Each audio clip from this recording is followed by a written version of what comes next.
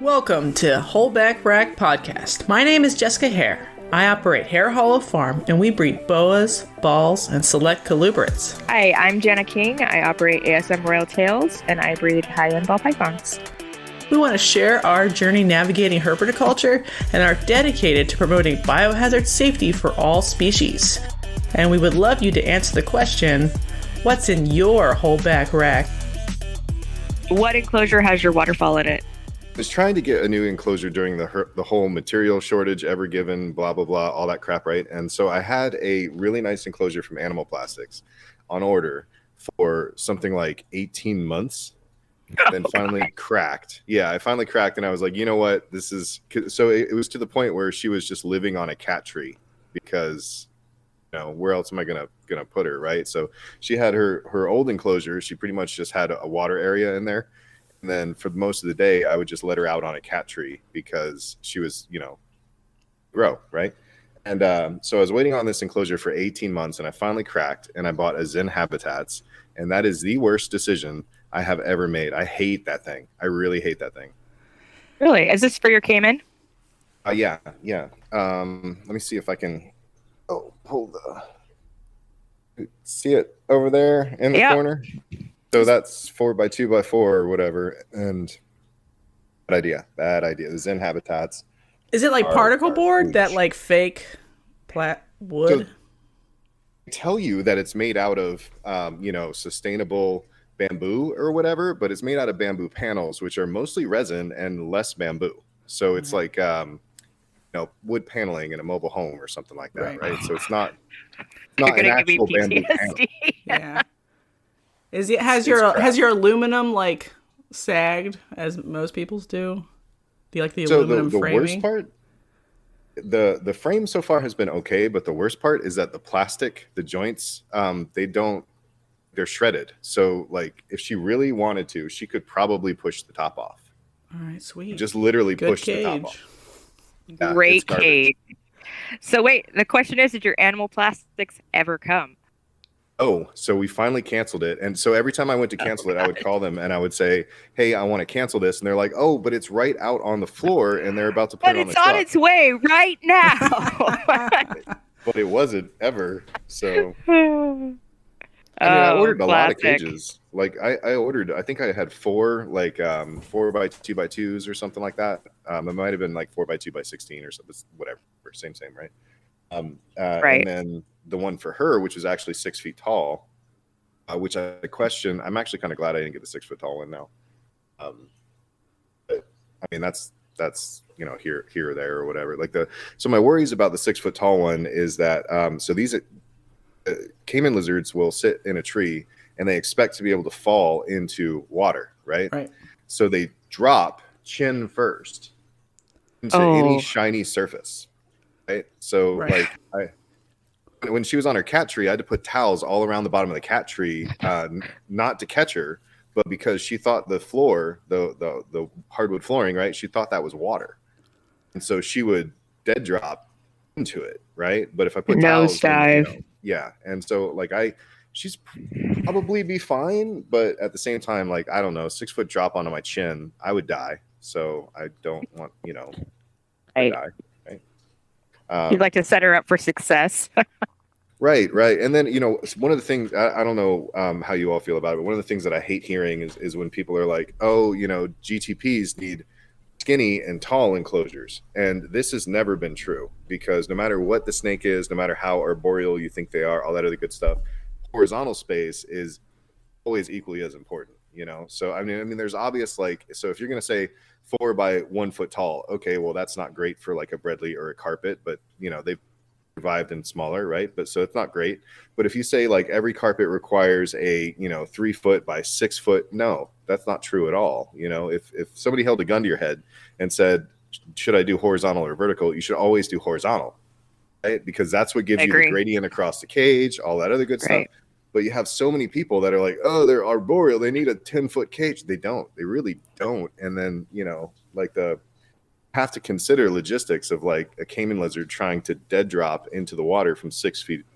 Right. That's not going to water. How big is the water area? You have to put all that together so that you have a safe place to keep these animals with an appropriate gradient, blah blah blah. I mean, you all know this, but it's just a pet peeve of mine when people are like, oh, the green tree python needs a 10-foot tall enclosure, but they don't though.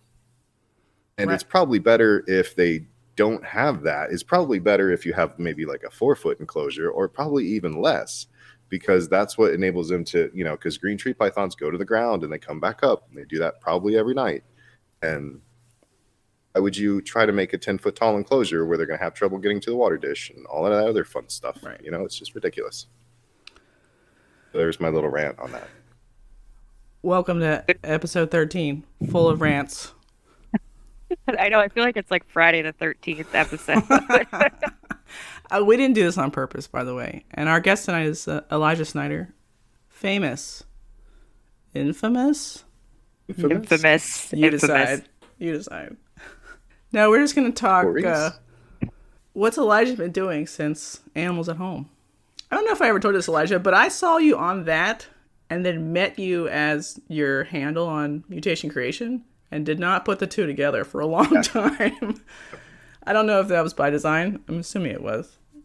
Well, so kind of. So I guess, so first, I was born on the internet, or however you want to say it, So as far as like chat rooms and internet and all this other stuff, it's like always been one of those things where I never used my real name and all of that fun stuff, But when you work with inside of hobbies like reptiles, like eventually you just have to, this is me, right? So when people make the connection, it's great. I know a lot of people don't.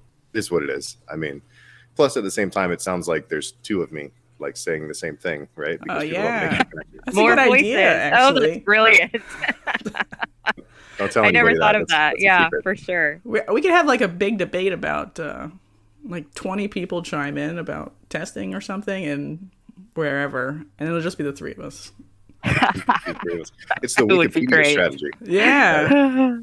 For sure. That was literally a strategy of Wikipedia, is they had a bunch of sock puppets, right? And I mean, so that might sound a little scummy or whatever, but if you go over to Reddit, or you go over to Facebook, or you go over to any of these places, you'll find like it's nothing but sock puppets on Reddit upvoting things. Like I saw an account the other day that they said something like Snake Discovery euthanizes spiders, and then it had like 700 upvotes or some ridiculous number, and it's like, but Snake Discovery doesn't have spiders and they don't breed spiders, so who is upvoting this? They have jumping spiders that they're breeding, but they're not. She literally like rescues spiders from windowsills. My child is. This was ball pythons. Oh, okay. Oh, ball pythons, not spider ball pythons. Sorry. Okay, sorry. My child is obsessed with Emily. It's like her end-all be-all hero. She's 9, so. That's a weird rumor for a weird person to like construct. Yeah, it's really interesting. Yeah. And then for it to get that number of upvotes or whatever, like it's just ridiculous. It's something that Reddit has always been like that. You can make as many accounts as you want. It's not a big deal, and so people do that kind of stuff. That's sort of like the magic of Reddit, like people's throwaway accounts that are good. I mean, it's good and it's bad. That's another this is definitely for a different podcast, but I was definitely in the cult of Aaron Swartz and stuff. I don't know if you all know who Aaron Swartz is, but sounds familiar, but I'm old. Yeah, so I would call him. I mean, that's old. I mean, don't write yourself off too much. I mean, I baconed at midnight with my narwhal, but I've only been on Reddit for 8 years. But I want like a devotee from like the early days. Yeah. Is it from then? It is, because Aaron Swartz helped to create Reddit, and a couple other technologies too, right? So simple syndication, RSS feeds and stuff like that was something that he worked on, Atom and Markdown and all this stuff. But his claim to fame, which is a terrible claim to fame, is he actually committed suicide while under investigation and in the middle of a whole legal battle with the U.S. about copying academic journals. Did he actually commit suicide? Okay. Really? Yeah, he really did. Okay. Because he would they were telling him prison time and millions of dollars, and he was never going to recover it for copying academic journals. It's a well-known. Wow. Again, this is something that's not for this podcast, but I'll right. story later. That's crazy to kill yourself over something like that, though. I mean, obviously, his whole life is up in shambles, but over copying like that, I don't know. That sucks. It wasn't, and I don't mean plagiarism. I mean, he literally went to, this kind of almost the stuff that we sometimes do, where we're like, hey, go look at this article. This is the DOI number. find a place to figure out where to get the full article PDF from, and then, so that kind of copying, not like. Oh, okay. Right. There's a lot of like unpacking there about science and, should things be behind paywalls, period, if they ever receive public funding, period. Probably not. That's a whole other episode too. Right. Yeah. How's that rabbit hole? Yeah, exactly. So what do you perceive your current place in the hobby is? Do you think you're an advocate for testing? Just an advocate for testing, or an advocate for critical thinking, or do you define yourself as something else? I've never really woke up one morning and decided, you know what, I'm going to produce 400 ball pythons this year or anything like that. So I don't really feel that I'm ever going to be a large breeder or anything like that, especially of ball pythons. I think ball pythons are great, but the large breeder thing, I don't think I ever wanted to do. I'm definitely an advocate for testing and definitely an advocate for science. That's one of the areas that the reptile hobby, I believe, it lives in a vacuum. You know what I mean? Like we sit inside of the reptile hobby and we say these things that, infrared A and UVB are, they cure everything and they heal all the people. But what people don't realize is that you only think that if you're in the vacuum of the reptile hobby, because if you leave the vacuum of the reptile hobby, then you find out that UVA and if you discover whole countries become available. Like you realize that New Zealand is the skin cancer or melanoma capital of the world, and they primarily attribute that to UVA. So once you leave the vacuum of reptiles, you start to find out that there's science out there that is, hey, maybe UV light is not, a wonder of the sun god. Maybe UV light is actually radiation that causes problems in people and animals. Radiation is bad. Yeah, I mean, it's just the whole hobby just works in these vacuums of just promoting this weird, like goofy pseudoscience and just tiny little 10% cases of UVA and UVB can cure depression. Yeah, sure, but prove it. Because people have been trying to say that for decades. You used to be able to go to the supermarket and Cosmo magazine would tell you to go stand out in the sun or get in a tanning bed to cure your depression. And all these years later, that does not seem to be a prescription. And people forget that there's the amount of time a white person needs to sit under the winter sun to get a full dose of whatever is not that long. So you want to blast your reptile for 12 hours with whatever.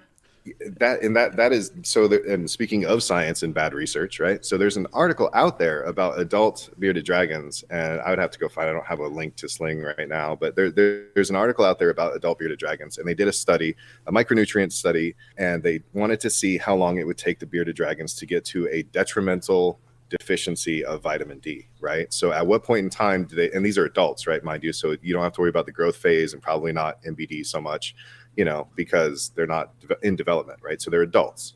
Okay. And so I want to say it was 6 months. I mean, I have to double check, but I want to say it was 6 months before they hit deleterious effects of having UV light, right? And so that goes to tell you that, to Hare's point, is that the common sense is that if you go out in the sun maybe 2 to 3 times a week, you'll be fine because you've managed to synthesize that vitamin D3, and that's, fat soluble, it's in your bloodstreams, blah, blah, blah, right? So it turns out that bearded dragons can do the same thing. But of course, if you bring this up, then people are like, you're telling people that bearded dragons don't need UV, and that's not true. Right. It's always hard to have the in-between answer of maybe turn it on 4 hours a day every third day. People or are if you live somewhere nice, get your beardy out and sit in the sun with them, and that's good. That's another part so that's something I also want to mention that's in line with this conversation, is that so when I used to have snakes and my friends used to have corn snakes and all this other stuff, so they used to literally keep these corn snakes in pillowcases under their bed, which I am not advocating for. Do not do that. That's terrible, right? But what they would do is they would take their corn snakes out once a week, and they had it, every Saturday, I'm going to go outside for 2 hours with my corn snake so that they can get some sunlight. And so, I mean, this is obviously not good husbandry, or however you want to say it. It's not good care of these animals. But the point being is that there was a regiment where they were taking them outside for natural sunlight. Right. And that's something people have been doing for decades. That's not something that people just started doing yesterday, because once again, reptiles live in a bubble where we don't recognize anything outside of whatever right here, right now, whatever's on this Facebook group is, and they don't recognize that people have been taking their animals outside forever. Like people walk their ball pythons in the middle of a park I mean, not that you should do that either, but they do. Do you think it's like So is that a enough exposure? neophyte problem? Like everyone is new to the hobby, and then all of the sort of internal knowledge runs away from Facebook because it's tired of it. And so then it's just a constant source of new people rediscovering facts or whatever on Facebook. Is that the problem? Like it's a treadmill? Yeah, I absolutely believe it is. It's all, we always have new people coming into the hobby, which is good. But then we also have new people that want to establish themselves as, and I get, I'm blamed for this all the time, right? But I mean, you can pick a YouTuber and the YouTuber is going to sit down and say, well, I'm going to tell you today that, contrary to popular belief that bearded dragons need water. And it's like, who is saying they don't? Literally, who says that you should just keep your bearded dragon in damp rid? Like, who is saying that? I mean, that nobody is saying that. So they grab these things and then they present these things and they get these followers of other neophytes, and then it turns into an entire thing. So it's because we're just in a bubble, and the people that are still here, we have a lot of people that are very adamant about like, well, I've been doing this for 20 years and I'm not going to change anymore. I keep my corn snakes in pillowcases or whatever. And it's like, okay, well, let them do their own thing. And if they scream at you to get off their lawn, it's fine. Let them. They're not going to live as long as you do, so it's fine, right? I mean, that's that, right? That's my favorite. The mortal coil part of life. Right? If you don't like somebody, they'll be dead before you, so it's fine. Yeah. Oh gosh, that was dark. That was dark. That's how I feel about a lot of old people right now. Sorry. I feel like also like consumerism is a huge part of the hobby, and that the products that are being marketed at the neophytes coming into the hobby make no sense for the husbandry of the animals. And so you get these like Petsmart smarts and they don't, like, they're going in and they're seeing these brands that are marketed nationally, internationally, and they're like, my snake needs a heated cave with no thermostat. And then they're like, when everybody's like, oh my gosh, that's going to kill your animal, you need to get that out of your tank immediately. They're like, nope, I got this at PetSmart. And the guy there told me that it was the best thing ever. They need that heat. And then, a month later, their snake is cooked. You literally walk into these stores and the things that you're looking at, I'm a ball python breeder and just stepping into colubrids, but mostly ball pythons. And you walk in and 90% of the things in there are not appropriate for a ball python. And yet that is where most of my customer base for the pet quality snakes are going to stock their enclosures or tanks. They're getting tanks, which shouldn't be their first choice anyway. And then the products that are there are completely wrong. And yet they're like, well, this mainstream store has to be more right than you. Well, I mean, not only that but it's also the wallet speaks, or however you want to say it, because and this is something that also pervades the reptile hobby, right? So you'll see these people that will say, well, I'm not going to go to Animal Plastics because it's going to cost me $300 for this cage. But you know what? PetSmart has $1 per gallon. And so that's where I'm going to go because the same is the same. And it's like, well, okay, hold on. To your point, like, should they be going directly to aquariums? And then what aquarium do you get that has a locking lid? And the answer is you don't, right? Like, so the hobby has moved over to the Exoterra, the front opening locking enclosures, and that's most appropriate. But those don't go for $1 a gallon at PetSmart. Those are, $200 enclosures or whatnot. We still have shelves full of things like the heat rocks. We have shelves full of things like those little red light bulbs. And this is another place where, once again, we live in a vacuum, right? So there are infrared heaters for livestock. And then there are light bulbs that are painted red. Mm-hmm. Light bulbs that are painted red are garbage, that are Christmas lights that should not be on the shelf, right? That's garbage. The red and blue lights, that needs to go away, right? But if you're actually using an infrared, but they're so pretty. They look official. It's almost like, I don't know, husbandry theater. Absolutely, it's like a self-fulfilling prophecy. The Zoom in, it's like, we sold a shit ton of these. I guess people want a red light, so let's just make a red bulb because it satisfies them. I don't know. The whole thing is very strange because, like, the neophyte comes in, gets the PetSmart treatment, and then learns like the gotcha culture of like, the YouTube community where everything was wrong and we can like do it better. But then like everyone's already been doing that anyway for 20 years. But now they feel like entitled or whatever to like blast legacy keepers who may or may not have been doing it great all along. I don't know. It's the most weird thing possible. Halogen lights.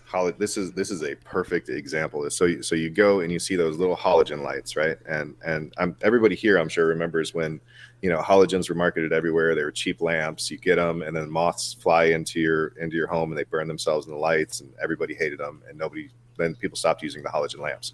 But what was more important was that one of the reasons that companies stopped using the halogen lamps, and this is specifically inside of offices, right? If you go out into like a baseball diamond, or if you go to a big warehouse, they're probably still using halogen. But the point being is that, so in an office situation, people stopped using halogens because halogens throw infrared A, and they also throw unregulated UV light.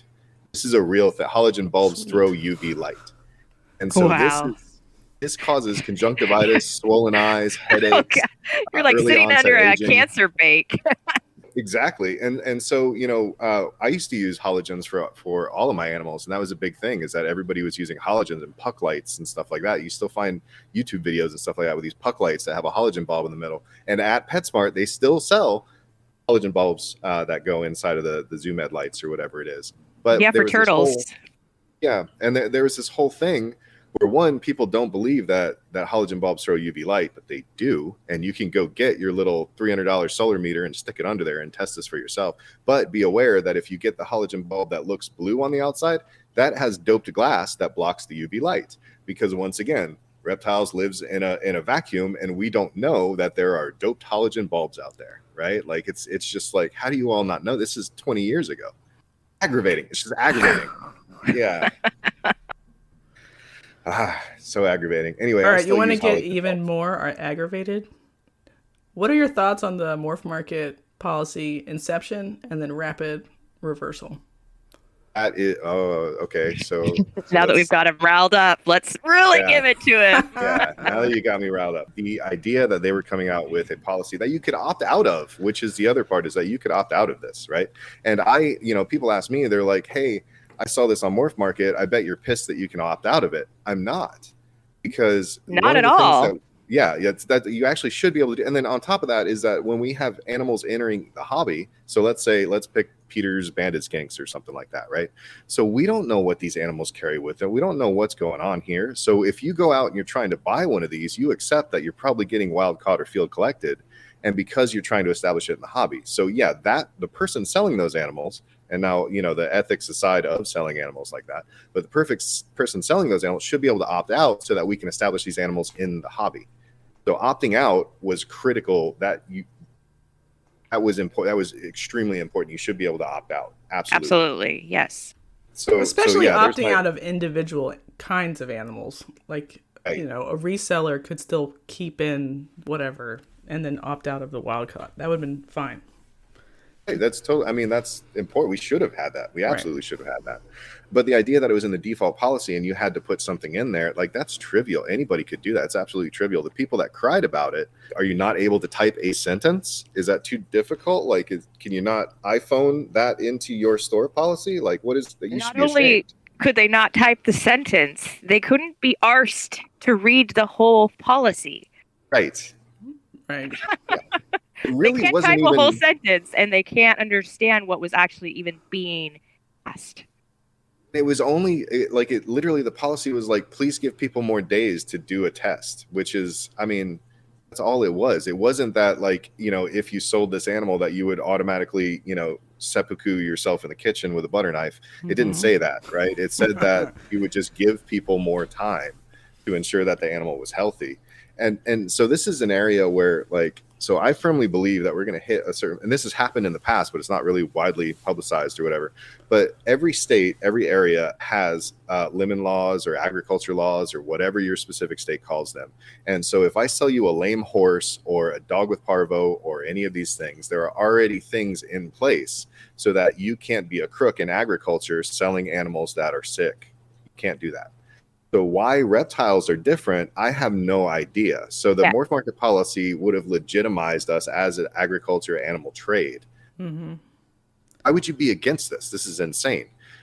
So the funny thing is that, there was an old Morph Market staff member that when I mentioned nidovirus back then, they turned around and said, I can't possibly test more than I can't possibly test 200 hatchlings.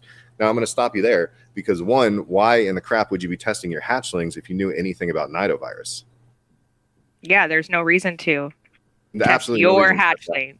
Right. So, I mean, test your pairs, you do environmental testing. Like that's still something that we have a lot of area to improve on is how we can do environmental testing. But you would never have a reason to test 200 hatchlings. That person has never had 200 hatchlings in their life. So that was just an exaggerating insane number. And the policy is not asking you to test anything. The policy is just leaving room for those of us who test on intake.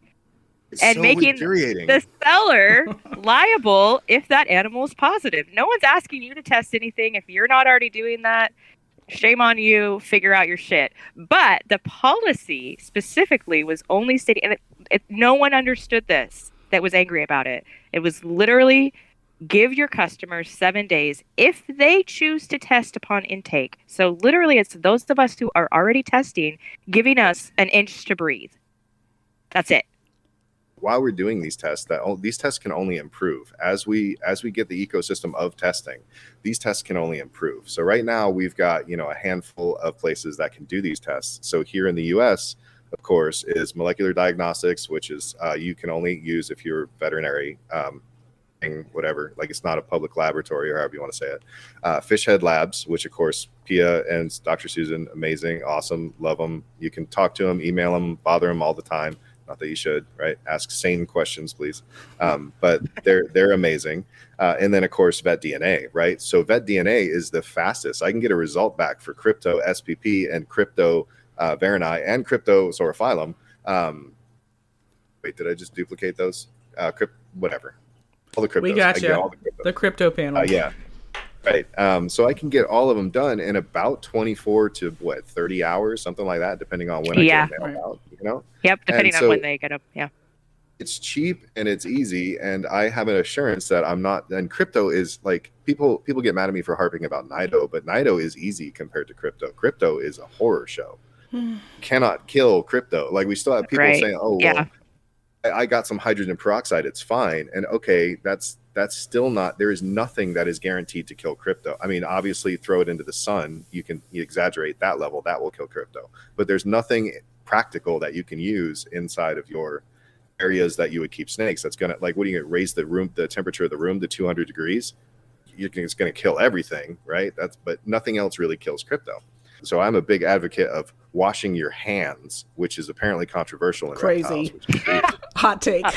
Hot take. Start washing your hands. Wash your hands, because even if you can't kill the crypto, soap makes water wetter or dirt, right? So if you can wash the crypto off of your hands, that's just as good as killing it, right? Like you can, if you can get it away, flush it down the drain. Yeah, flush it down the drain. Yeah. Now I forgot what we were talking about. The morph market policy. The morph market policy should have been a thing. It should have stayed. That should have given us the ability to improve our testing ecosystem. For people that poo-poo and say that, oh, well, the tests aren't specific enough or they're too loose, or all of this stuff would have been kind of pushed to the side if we had a better ecosystem. If we had the ability to say, well, I've got all my all my snakes tested through Fish Head, and I've got no disease and I've got no positives, and then I also went over to, and sorry, molecular diagnostics, I'm gonna throw you under the bus, but I don't actually believe this is the case, but just as the example, we went over to that lab and it turned out that I had disease and no positives. VetDNA was throwing me, so this is where we would look at these labs and say, okay, these labs are disagreeing, these second opinions aren't meshing. How do we improve our testing ecosystem so that the answers mesh together and the tests are appropriate? And, once again, I'm not saying one lab is better than the other or anything like that. I'm just using you might as well just replace it with Jim, Bob, and James and stupid names. But point being is, if these labs aren't agreeing with the results that we're seeing, like if we're seeing disease and the labs are still giving us negative tests, what is it? What else do we need to test for? Is there another virus that we can isolate? Like what is going? This is the ecosystem of testing of animal science, and animal science being husbandry, right? Contrary to popular opinion, disease screening, disease identification, and then, participating in the ecosystems to prevent disease is part of husbandry. So when the new keepers say husbandry and they think that means you have a lamp, that's the lamp. No, that doesn't count. This is husbandry. Pre-screening these animals is husbandry. Absolutely. I couldn't agree more. Yeah. So I just the ecosystem just took a massive hit when Morph Market turned around and pulled that policy. It is a shame because imagine if 20,000 additional people started testing, what we could have learned about the assays that we've just lost. I mean, the technology only gets better. Yeah. It's like 10 grand for a DNA sequencer, which, I mean, people are spending more than 10 grand on a ball python. Absolutely. Two things that I really struggled with are people's defense of not testing or not having testing as standardized. The first one is the unnecessary euthanasia of animals that test positive if we're not understanding the assays that we have or the long-term health effects of positive animals. And yet, in the same breath, basically, they can say, if you have a snake roll after it lays its clutch, that's normal, that's fine. Or you have a snake that has a respiratory infection and you treat it, but it doesn't get better, that's normal, that's fine. So those deaths are okay, but deaths now in the future of prevention and containing this disease and trying to eradicate it within the hobby, those deaths aren't okay. So on the ethical point, that's the classic trolley problem. You know, you hit the switch and you kill 3 people, or you hit the switch and you kill the one old person or whatever. Like, how do you choose or whatever, right? So that's where we are with this. So if we have animals and we have confirmed that at least some of them have disease, then the question that I constantly get, and I mean, people on Facebook light me up with this all the time. They say, what can I do to keep these animals that I spent all this money on? So what we're seeing is that the average person, or what I'm seeing anyway, obviously anecdotal, I don't have an official study or blah, blah, blah, right? Obviously. Right. But what I'm seeing is that people are asking, how do I keep my animals alive? Is it ethical for me to try to keep a Nido collection? I can't answer that. That's kind of up to you. If that's a personal question. Yeah. Yeah. If you think that you can keep these animals, if you have enough room, if you have a big old hallway that you can go stick those snakes in, and you have an entire, you know, a complete procedure or operating procedures or policy or however you want to say it, where you've got, you know, maybe you've got booties, you've got sticky mats, you've got F10 showers, you've got little paper. What are the ethics of keeping this other area? And so if you talk to people like Pia who have done this, she can give you guidance on how that's worked in her collection as well as how that works in academia. Why people are like trusting that there's some invisible majority of people out there that are just destroying entire, and I mean, let's use 200 snakes because or 500 snakes, right? So there's an idea that somebody out there is destroying 200 and 500 snakes at a time because they got one test back. Show me who that is. Show me that veterinarian. Tell me who the veterinarian is that's got one PCR test result and then nuked an entire collection, because that veterinarian needs to be disboarded. Absolutely. Because that's not what it is. It's not real. It's not real. It's made up, right? It's absolutely. Like, I would understand if you wanted to say 10%, or if you wanted to say 8 snakes and unnecessarily something like that, there still would have to be some sort of presence of disease. So if they didn't have nidovirus and they did have mycoplasma, could you confuse those two things? And if you accidentally, you know, euthanize the snake that just had this thing that you could solve with antibiotics, that's up to you and your vet to talk about. That's not up to you and the rest of the world to believe that you've destroyed 500 snakes based on one single PCR test with absolutely no disease in your collection. That is literally insane. That's fake. Yeah, and then the other thing that gets posed is, I can't afford it. And this is without any research. This is without looking at the actual cost. They don't know any of the information of costs, but in their brain, they have decided that they can't afford it. So if you use VetDNA, Rao Labs, and you're overnighting one test, it is $50 for one test. And when I tell people that, I get 2 reactions. One, wow, that's really affordable. And then the majority of, well, I have 200 snakes. So you're willing to spend $50 to $100 to ship any valued snake to you to add to your collection, but you're not willing to spend that same $50 or less than that $50 if you're testing multiples to have correct husbandry, to ensure the safety and health of the rest of your snakes, to ensure the safety and health of the hobby. Like that is one of my biggest. This is a possibility, right? This isn't, you know, a complete collusion or whatever. But so if you get the snake shipped to you, you spent $50, you spent however much money for the snake gets to the customer pulls it out of the box and the thing is bubbling. literally bubbling, you're paying $50 to get it shipped back to you. And then anybody that has these animals that are selling these animals, and this works, I mean, across the board, if anybody is selling any animals, if you get an animal returned to you from somebody that has a collection of animals, that animal needs to be isolated in its own quarantine. Return needs to be isolated in its own quarantine. I think even Petsmart does, like, obviously not all Petsmarts or however you want to say it, but I'm pretty sure even Petsmart puts those animals in a staging area before they put them right back out on the floor. So I you're worked at telling me the Petco. average, That's a yes. so the average ball python person can't do that? They just throw it right back into the same rack, or just throw it right back in with the other female and try to get a lock? Or like, what are they doing? What are they doing? It's like a straw man argument. They're like making up this scenario that doesn't exist, that they like literally cannot return snakes to their collection. Oh, for sure. And they're also like, well, this snake is worth $1,000, so it's definitely healthy. Yeah, the you get what you pay for. Yeah, I love that too. Love that. The reputable thing. I love the reputable thing, and this is something that I hear. This is something that always makes me laugh, because so if we want to, let's make this fake dichotomy or whatever, right? So let's say that we have evil tub breeders and we have neophyte ethical zoomer keepers, right? So let's make that ridiculous dichotomy just for the sake of conversation, right? So across the board, you will always see this thing where they sit there and they say, well, you know, I went to a reputable breeder and I got my animals. What is your definition of reputable? I made a joke about this on one of my YouTube videos, and it went bad. It went bad fast. Yeah, it went bad super fast, right? But the whole idea of, well, I'm reputable, or I'm ethical, or I'm a, you know, good snake breeder that's been doing this for 20 years, yeehaw, yippee-ki-yay, right? Whatever it is, any of those things that you're qualifying as reputable, how do you actually like qualify that? So how many snakes has that person sold that has nidovirus or don't have nidovirus? We'll never know. We can't qualify that, right? So how many animals has that person brought back into their collection after they've been returned or something? We'll never know. How many animals does that person have that are dinkers or wilds that they're trying to, you know, pull some sort of gene out of, and they're just mashing, you know, one male to 10 females at a time? We'll never know. So, you know, the assumption that people say is, well, you know, well, reputable breeders don't do any of that. Ma'am,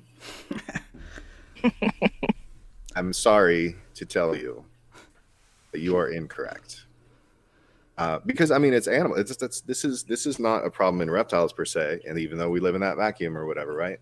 But this is a problem across animal keeping. You know, there's a classic answer of what's the difference between inbreeding and line breeding, and the answer is the price tag. Right.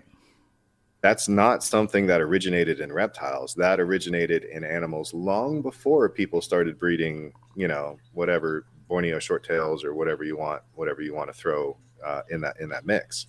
And so when it comes to animal keeping, all of these are already ethical points that are already existing in the world, but they're new to reptiles, which is just weird. Right. I always bring back goats, but I can tell you like the inbreeding percentage of any of my goats based on whatever 18 generations of dumb goat stuff. There's so many other kinds of animals reptile people can learn from for any facet of animal science we want to learn. You know, yearly annual testing, how to keep positives in like a positive colony, because people keep Iones infected cattle all the time, and they're just like, it's in the soil, I'm fucked. But they like figure out how to manage their system so that they can still make milk. But we don't actually have a snake milk. That would be weird. But you know, there's like yummy. There's ways to like apply animal science with any thoughtfulness that we do not do ever for any way. I don't know why. As a fun factor, however you want to say it, one of the reasons that I actually ended up on the Animals at Home Network podcast was because I was having a conversation with Dylan in the comments, and I said, you know, we should do screening of these animals, and he said, well, we don't do that for any other animals.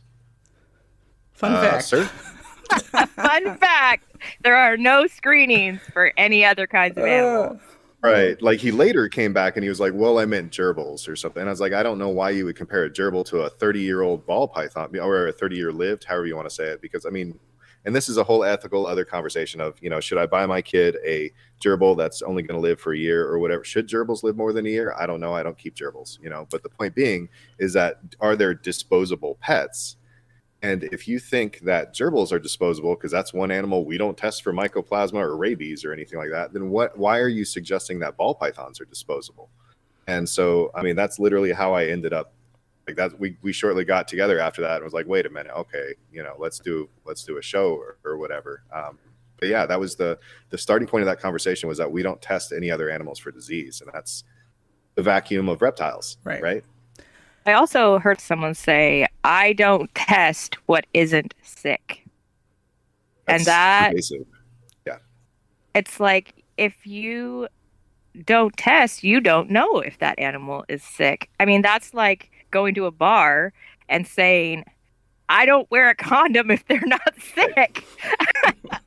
That gets me in trouble a lot of the times too. Yeah. Well, it's a good comparison. Like, well, they Syphilis look is healthy. fun. What are Let's you just talking do about? it. Yeah. And so it's like, it's the same kind of comparison. You're going to protect yourself, and whether you know that person's status or not. You can't look at a ball python and tell.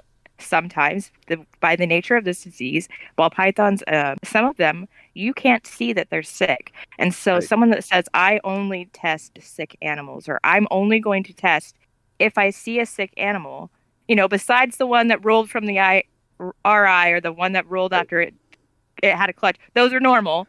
But nothing is sick. Nothing's sick in my collection, so I don't need to test. And that, you're not understanding what nidovirus is, if that's what you're saying, or your blatant ignorance is by choice. The thing that blows my mind is that the people that you hear that the most from are actually people with degrees.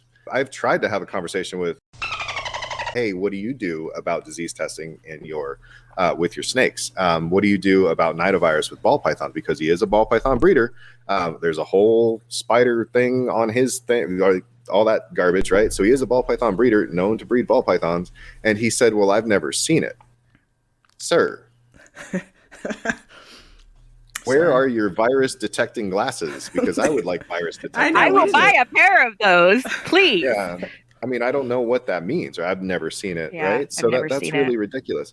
It sort of reminds me of like HPV in humans, not necessarily like syphilis, like something that's like a low-grade infection, which can flare up and kill you, or it could be fine. But you should know that you have HPV so you can monitor what's going on to make sure it's not turning into cancer. So like, even if you don't want to call your nidopositives, you should still know who is positive so they can be monitored and given extra care before they become symptomatic and infect everybody else also. But I think that's a fair. Again, I get in trouble for comparing it to humans all the time. Like, I always use the excuse of, you don't want to be the one at the swingers party with herpes or whatever, right?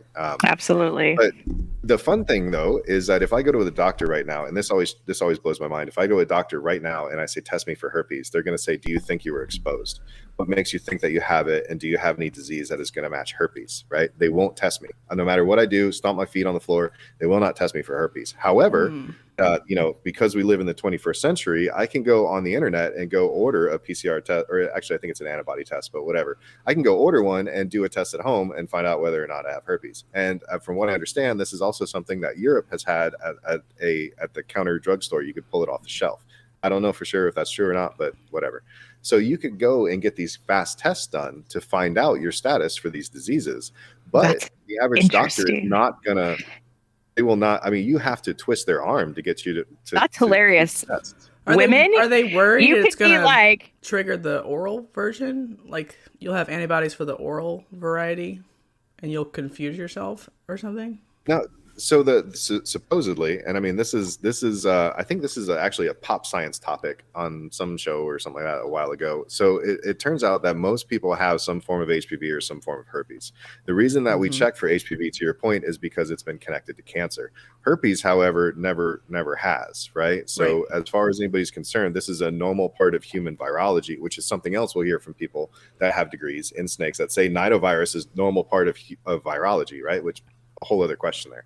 Not that it matters, but it's like the opposite for women. You go in and you could be like, I've been married for almost 13 years, same partner. And they're like, yep, we're going to check you for herpes.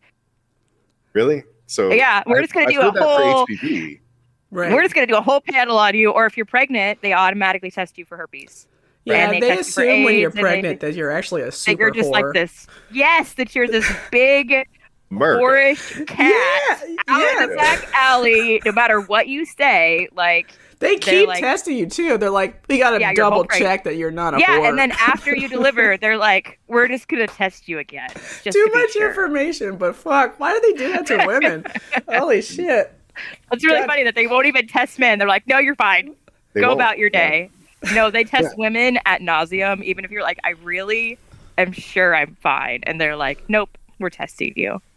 Whore. It's standard procedure. So if you look at so the to your point is like they do this to women, they make assumptions about women, you know, obviously, you know, unmarried and pregnant, oh no, you know, we have to go spawn up the movies or whatever, this isn't puritanical, where's Mr. Kellogg and his dry cereal, right? So they do all these things, and they do all that while you're married, like that you're married. Even when you're married, okay. No, you were married when you had your son, right? Yeah, they don't give a fuck. They thought I was on drugs too. They're like, "Are you taking narcotics?" And I'm like, "Fuck no." Do you see? We're just gonna do a little drug test just to be sure. The whole time. Damn. Yeah. Mm-hmm. But so the funniest part here is that if we go with, and I'm gonna get in trouble for saying this, but so if we go with the normal Christian values or whatever, and this is obviously not true for society, should not be true for inside, but this is a social political problem, blah blah blah. So the people that are supposed to be the most promiscuous are what? Men. Mm-hmm. So why would we not test the men? Because it's the women's problem because of our culture. Right. Because of our culture. Exactly. Right. Yeah. And I mean, that's again, so we have these obvious problems with disease control that exist in humans that you can right now is affecting your life as a human, right? Provided you're participating in the dating scene, which of course you can argue that most people that raise ball pythons probably aren't. 100%. Yeah. But yeah, so the question goes, this stuff is affecting your life right now, and you don't know enough about this to be able to speak intelligently on whether or not you've got herpes or even HIV, right? I mean, to this day, there's still the myth of HIV comes from men who love men, and that's it. It's like, well, does it? Right. Yeah, if you've donated blood in the last 20 years, the questions they ask you, like being a gay man is, unless they rolled it back recently, was a exclusion factor for being a donor of blood or plasma. Just being gay. Like they just assumed you were HIV positive. It was too much of a risk factor, but you're like, what about living in Washington, D.C. with like the highest sort of infected rate? Why isn't that a risk factor?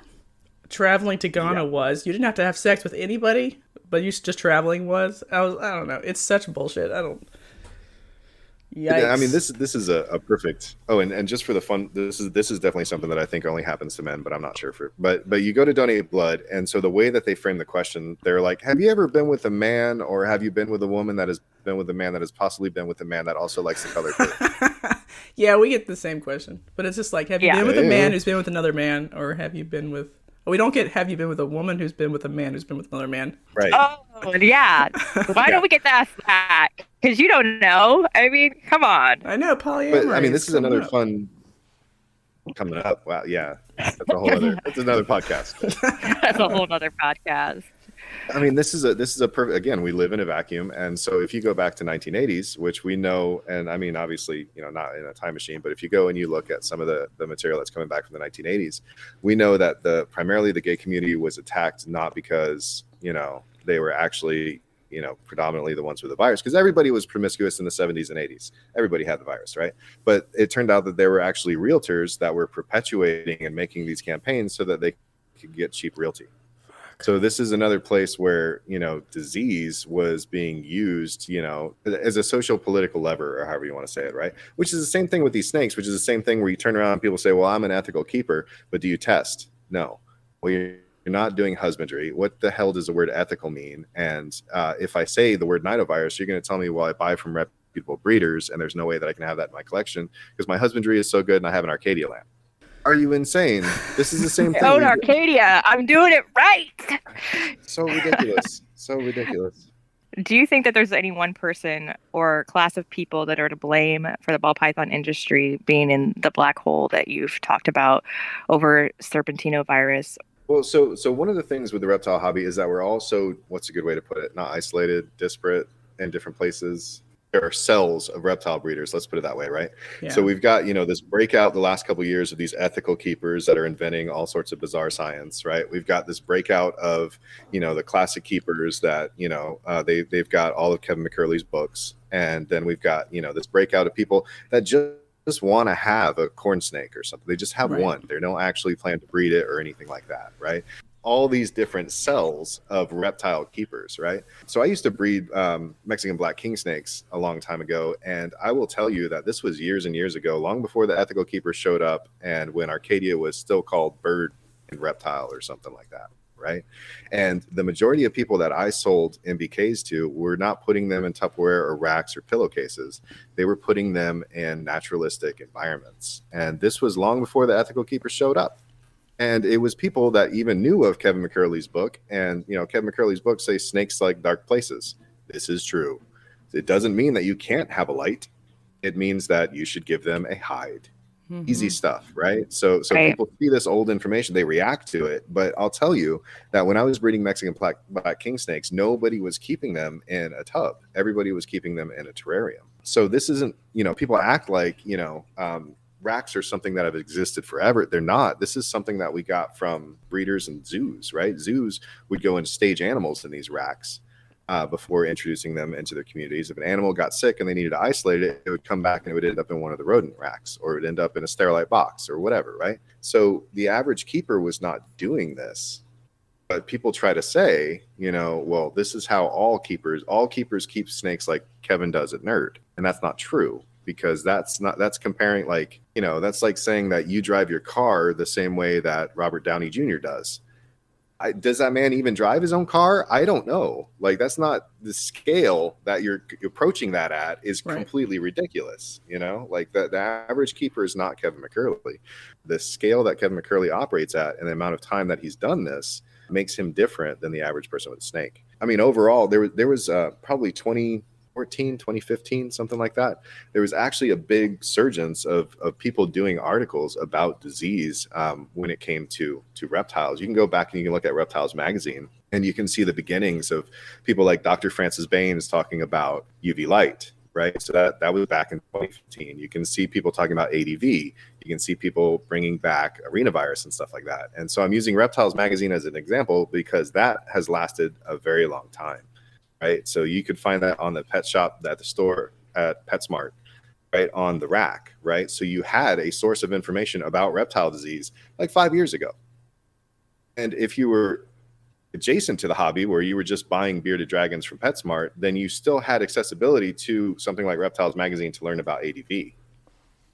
If you were part of the hobby, then I would assume that you would be able to talk to other people about things like Arena and Nido and all of these other things. And I mean, it's been 7 years now. And when you say things like ADV, I'm going to throw TC Houston under the bus, right? So I asked TC Houston about nidovirus and blue-tongued skinks, which has been known about for a very long time, and he acted like that wasn't a real thing. I don't even know if we have nidovirus in the US in blue-tongued skinks, but I know that that's something that has been found in Australia in the sleepies. I love that name. They call them sleepies. Yeah, so nidovirus in wild populations of shingleback skinks. So you would think somebody that was interested and invested in not shingleback skinks, but in skinks in general, especially Australian skinks, would know that there were nidovirus outbreaks in wild shingleback populations in Australia. I love to, I mean, if you haven't noticed a little bit on the ADHD spastic side. So when it comes to something that I really that I'm really interested in, I will sit there and do my best to find a book, research it, find a video, whatever it is. And because I really just want to learn about it. And so that's why I know about shingleback skink viruses. So I assume people like TC Houston and Frank Payne will, but you talk to them about testing and you'll get a brick wall. They don't know anything about it, right? The short answer to that is there any one person? There's not any one person. We have so many different cells of reptiles where, the people that are really into science could be talking about this, but they're not. The people that are promoting this ethical keeping husbandry, blah, blah, blah, they could be talking about it, but they're not. There's people that, the Morph Market community forums or whatever. When people recently, it's been a little bit better, but when you used to try to bring it up before, you'd immediately get shouted down and people would be, all of a sudden, oh, you're just trying to make a witch hunt. You're trying to destroy my business that I have in my mom's basement with my 5 ball pythons. Get out of here. Get out of here. Get out of here, Karen. Right. So no, there's not any one person. I feel like there are people that do a lot of significant damage. So with all those people that you think are doing it wrong, is there anybody that you wanted to, I don't know, give kudos to that is doing work for testing, either publicly or privately? I would love to give some definite kudos or props or however you want to say it to. I would say there's a fair number of people that have come to me and said, now we're starting to test our animals. We're allowing people extra time to test our animals. We're doing pre-screening when we bring them into our breeding facility, stuff like that. But it's such a hot button topic that I don't really like. I'm sure I'm name drop somebody and then somebody's going to run over and be like, oh, this guy's talking about you. You know what I mean? And freak out. Yeah, so, it's such a touchy subject. It's such a touchy subject. I would like to shout out. So on the smaller side of things, so I ran into shovel face hogs, I think. So Mr. Jermaine over there talking about his collection of hognose snakes that he's getting into and that he's screening for Cryptosporidium serpentis. I believe he's using vet DNA for it. And so he's doing work and that's great. I definitely want to, Pia is amazing. She's still maintaining that nidovirus collection and can still answer questions about that collection of snakes that she has with nidovirus. Which, for the record, this is something I always have to say is that I'm not even. How many years has it been now? 5, 4? I don't know what it is. But she's got a green tree python that she consistently retests that she says throws the highest amount of viral load. So that means that her PCR test immediately lights up, because there's so much virus in there that the amplification is like instantaneous almost, right? So it's a green tree python that's throwing this massive viral load and has absolutely no clinical symptoms or disease. This alone, this should tell you. And I mean, I don't know. I'm saying 4, but I mean, I read those articles from 20, from forever ago, and then forget to add years on there. I don't know how old this snake is. 4, 7, 10, 100. I don't know. But Little Jerk has he's throwing a ton of viruses and has no clinical disease, right? And we know this too. This is another thing. We know this when it comes to humans and everybody else. We know that there are people that don't have something like if you could go out into the world or jump on the train and you could immediately identify everybody that had cold, you would never get a cold. Absolutely. I mean, so why do you think that snakes work the opposite way, where you can just look at them and they turn different colors? It's not what's happening, right? Like you can't just say absolutely any snake that has nidovirus is going to turn blue and I'll know which one it is. That's not how it works, right? So there are animals wandering around, no clinical disease. Who else do I really feel like is? I can't not keep mentioning Pia and Susan. So there's Dr. Oseboff out of UF. He's the one that did the Carpetfest presentation and a few years ago. I don't know about you all, but I have COVID time too, so I don't know if it's been 2 years or 10 years or what. Like this is in the before, and now it's the after, and that's the only time references we're gonna get. Right, but the Carpetfest that happened before the bad stuff, right? He was really. He did an entire presentation, and there were a lot of really good questions that were asked at Carpetfest, which is another fun thing. So if you go to carpet python people, they generally have, or Morelia heads, let's say it, right? They generally have some better questions when it comes to things like nidovirus. But you go to ball python people, and they start shouting things like witch hunt, which is weird. But anyway, so that Carpetfest presentation was really great. Stengline, I don't know how to say this, but that lab has some really great information out there. Stengline, I'm guessing is what it is. And there's also, he had a paper that was a response to somebody saying that COVID-19 originated in snakes. So if you hear anybody say, and I've been told this 1,000 times, if I had $1 for every time I heard this, the whole thing that if you talk about nidovirus or coronaviruses, then people are going to think that snakes carry COVID-19. Well, conveniently, there are these people that are actual researchers, not YouTubers, but actual researchers that have actually looked into this and found that COVID-19 is very unlikely that it came from snakes. And Stengline is one of those people. And I'm butchering the poor name of this lab, but he actually has a paper that says it is extraordinarily unlikely that COVID-19 came from snakes. So that science was already done, and you can stop exaggerating that point and lying to people and making this super hot take on Facebook about people thinking that COVID is coming from snakes, because it's busted already. well I was going to busted. say that just circulated again, the COVID and snakes. That's the other. So Italy is another one that comes up a lot. So Italy banned all exotic animals, and they one of the things that they gave the reasons for was because supposedly West Nile virus could come from reptiles. So the whole zoonotic disease, thing, came up.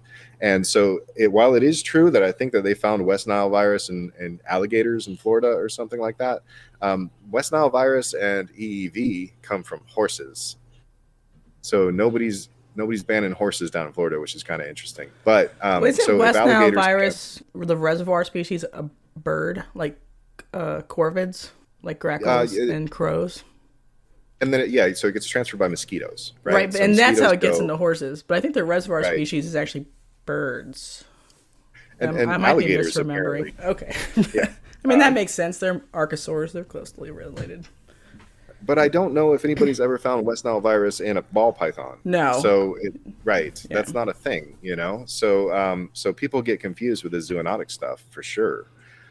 But we don't have anything that says that COVID-19 came from snakes. In fact, we have a researcher that says the opposite, Right. and we don't have anything that says that West Nile virus could come out of a ball python.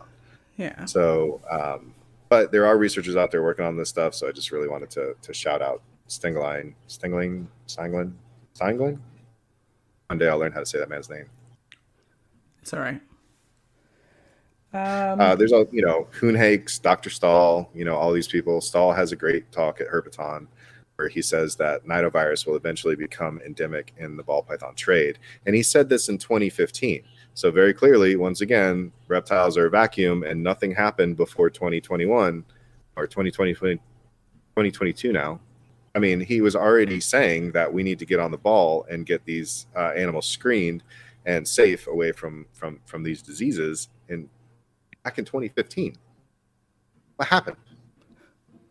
So do you think that there's a reason that this wasn't on the list of questions, but do you think that there's a reason why US ARC doesn't care about disease testing? Like, you think because of what is happening in Florida and the fact that they're wrongly or uneducated about the fact that West Nile can come from reptiles, do you think there's a reason why US ARC isn't promoting disease testing to help us protect our rights and to not give ammunition for those who are trying to ban reptiles?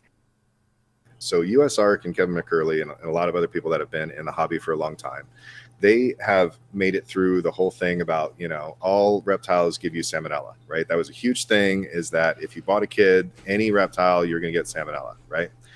So the whole concept that disease comes from these animals is something that I think that the general public they want to grab onto. They want to say that, the snake in the Garden of Eden is the reason that we have all disease or whatever crazy nonsense they believe, right? So they want to latch on to that, right? And so I understand that, but overall, we've got plenty. Once again, we're still doing science in the 21st century, and so we have large amounts of evidence that you get toxoplasmosis from cats.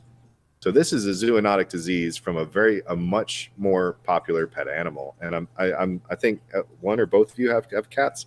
Hell So yeah. I'm not, I mean, you're insane now because you've been sucking in toxoplasmosis. I know. I love it, actually. Right. But nobody makes a big deal about. Nobody puts this on a banner to ban cats or anything. You know what I mean? The only time that I've ever heard somebody try to ban cats is when people were trying to call in and support US ARC by saying that Florida should ban cats, which is ludicrous, right? It's silly, right?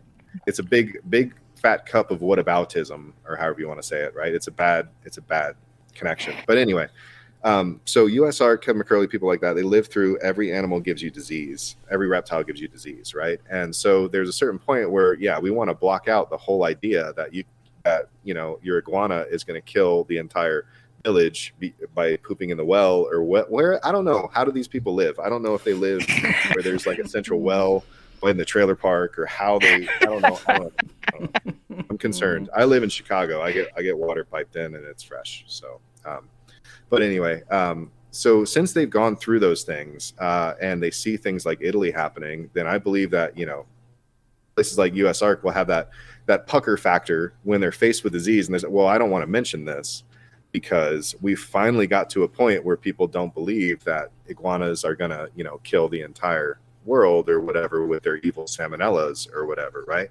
We finally got to a point of that, and so I understand that. However, I still feel like, we can talk about diseases in dogs, and nobody's trying to ban dogs because they can carry rabies. We can talk about, dogs licking children and giving them whatever bacterial thing that they get from dogs licking you, or cats get scratch fever, or birds. Birds apparently have super toxic. I don't know a lot about birds. I really don't like birds. Freak me out. To be honest, Hot take. I don't know what it is. I don't know what it is. I got no answer for why. Maybe I was killed by crows in a past life. I don't know, but birds freak me out. But bird poop and bird waste and bird dander are really bad for people, right? I mean, absolutely. I have asthma, so birds and me don't mix. But people that participate with those animals, they don't have the same problems that USARK has, which blows my mind, right? So no, and birds are actually full of bird flu, which jumps to humans all the time. Nobody gives a fuck. Zoonotic disease, an actual zoonotic disease, right? Yeah. So not a problem. Pigs, also not a problem. Full of zoonotic diseases. Right. And cows. I just feel, and cows, yeah. Yeah, tuberculosis and a bunch of other stuff comes from cows originally. And staph and horses. So in Florida, I used to know a bunch of people that used to always get staph from their horses, which is, I don't even know how that works. Well, like, like MRSA, you can like plot MRSA around pig farms because they use so much antibiotics like internally. So like antibiotic resistant staph just sort of lives in the environment in Pennsylvania now. It's really fucked, actually. We do a terrible job with animals. I don't know. There's no good answers here. That's what I mean. We have all these other animals that have all these diseases and organisms and zoonotics transmission of things like viruses, as well as being able to carry staph into your home or cat scratch fever, whatever, cause ringworm, whatever from cats, right? But when it comes to reptiles, apparently we're in this weird place where it's somewhere between like the Salem witch trials and the bubonic plague or whatever, as far as science goes, right? Because absolutely. We just don't, that's the way we look at this. That's our maturity level, I guess, with the reptile hobby when it comes to these diseases, is that it's a whole lot of, I can't mention this, I can't acknowledge this, of reputable breeders and blah, blah, blah, and all this kind of stuff. I'm actually curious why, USARK, I don't think I've seen them post anything about the fungus that's just crashing through all the snakes in the Northeast. Like, I don't really see them talk about conservation so much anymore. And I feel like maybe the reason that we're seeing that, I also noticed that some of my herp societies don't really do a lot of herpetology per se, like the little newsletters or the Zoom meetings or whatever. They're always talking about cute animals and rescues and stuff like that, but they don't really talk about conservation so much anymore. And I feel like there's just not an audience. We hear people, especially new people with YouTube channels, that say, education and conservation. Actually, I think that's Dave Kaufman's tagline, but we'll connect that to Dave Kaufman. I'm just saying that education and conservation, that is something that you hear about, these armchair herpetologists and people joining into the hobby. But I mean, do they know that there's a fungus that's destroying these animals over in the Northeast? Like, do we have any idea on whether or not we can transfer nidovirus to rubber boas over in Utah? Like, what do we know about the biosecurity of these animals and the natural, or Bellinger River virus is another one. But I mean, hopefully people at least know that there's a whole population of snapping turtles that crash because of viruses in the wild, right? And the viruses in the wild where the sun is, to be clear, because once the sun cures everything. We just need to shine a little UVB or UVA. It's totally fine. Yeah, Arcadia's got it. If they had an Arcadia lamp in the wild, we wouldn't have Bellinger River. They wouldn't have died. Snapping turtles, they should have just been good. They need to get good. They need to stop being scrubs. Yeah, that's the other part of the community that no one talks about, is all of the people who are herpers or whatever. They actually, and the sort of field biologist part of it, they barely interact with the herpetoculture plane of spear. Yeah. They actually look down on us a lot. Like, I went to a field herp program. We make fun of people who kept reptiles as pets because y'all are a bunch of degenerates and you're spreading disease and pilfering wild populations of things, and you take too many adults. And if you wanted to summon more support, we would have to like find them too and like draw them in. Be like, hey, we will bleach our boots every time we go to a new field site, and we won't dump our Kitrid water from our whatever out just in the wild. Maybe we'll put some bleach in it first before we. I was watching a YouTuber. I don't remember exactly. I think I know which one it was, but I'm not going to say it because I don't want to be confused. But I was watching a YouTuber that said that they were taking all of their cocoa blocks or substrate, or I don't know if it was cocoa blocks, reps, chip, whatever, right? But all of their substrate, and they were selling it to people that had outdoor farms. So you're taking substrate from captive ball pythons. Again, Mycoplasma, Serpenova. We don't know what the heck they're carrying. Crypto, who knows? And you're dumping it out in the wild where it's potentially going to be encountered by not only other reptiles, but also birds and et cetera, et cetera. So I imagine that, to your point, like the field herpetologists, they would not be happy. Yeah, and people dump their like bioactive tank with all the isopods from whatever continent and whatever else was in there, and just dump it in there. Right. I don't know what's in there. Maybe nothing most of the time. Like, let's not. Real herpetologists make fun of all this dumb crap we're doing because we make a lot of mistakes all the time as a group. So I appreciate bioactive. I think it's interesting, but I also think that I'm definitely one of those people that, like, if you want to have a pet tank and also a pet that lives in that tank, then that's bioactive, right? And never heard it called that. That's awesome. But it's what you really have to do, right? Because you still have to get in there and prune, and you have to make sure exactly you've got a good balance, all this other good stuff. And it is easy. You can throw isopods in there and be done. Isopods can eat the snake shed, have a good old time. Throw a corn snake in there, yay, right? And it's fine.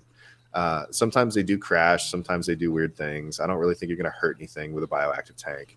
But I think that the concept of bioactive has brought back really dumb ideas like hygiene hypothesis and stuff like that, right? Mm-hmm. And so hygiene hypothesis is one where, so it started out a long time ago, like 80s. This is like crap from the 80s, right? Again, something you'd find on Cosmo magazine next to the vitamin D article. But hygiene hypothesis was that we are cleaning ourselves too much and we're not exposing ourselves to appropriate bacteria. Since that happened, there has been plenty of science that says that, yes, it's true we don't have appropriate microfaunas in our body, but we attribute that mostly to over-processed food where those bacteria cannot grow on the food that you're consuming. Right, so it's not because those strains of fiber, right, basically. And they're not able to be cultured, or however you want to say, right. Yeah, because you don't have that in your digestive tract. So it's not. Don't rub your finger in the toilet and stick it in your mouth. That's not hygiene. Yeah, no, don't do that. So when it comes to your pet snake, also don't do the same thing, right? Because you see these people that are like, well, I need to go outside and get a shovel full of whatever random crap in the soil and go throw it into my corn snake's enclosure because I want to make them healthier. This is hygiene hypothesis, right? And it's like, so I was from Florida, and you had to be careful with your pets because if you walked your dog or you let your cat outside and they ran through a puddle, then they would get staph on their feet. I'm going to go shovel full some soil that's full of staph and full of ringworm and full of ticks and full of whatever else from my backyard into my corn snakes enclosure. And corn snakes, of course, they are in Florida. So who knows if I could even collect some weird random crap from there. And then on top of that, I'm going to end up with wild snails inside of my enclosure. So when I came to, this is kind of a funny side story, but when I came to Illinois, I was afraid that under every leaf, there was a scorpion, and in every closet, there was a brown recluse. And whenever I went outside, I was going to run into one of those golden orb weaver spiders that were like the size of your head, right? Because that's Florida. That's Florida. So when I tell those stories, honestly, yeah, there are cockroaches everywhere. Yeah. Where in Florida?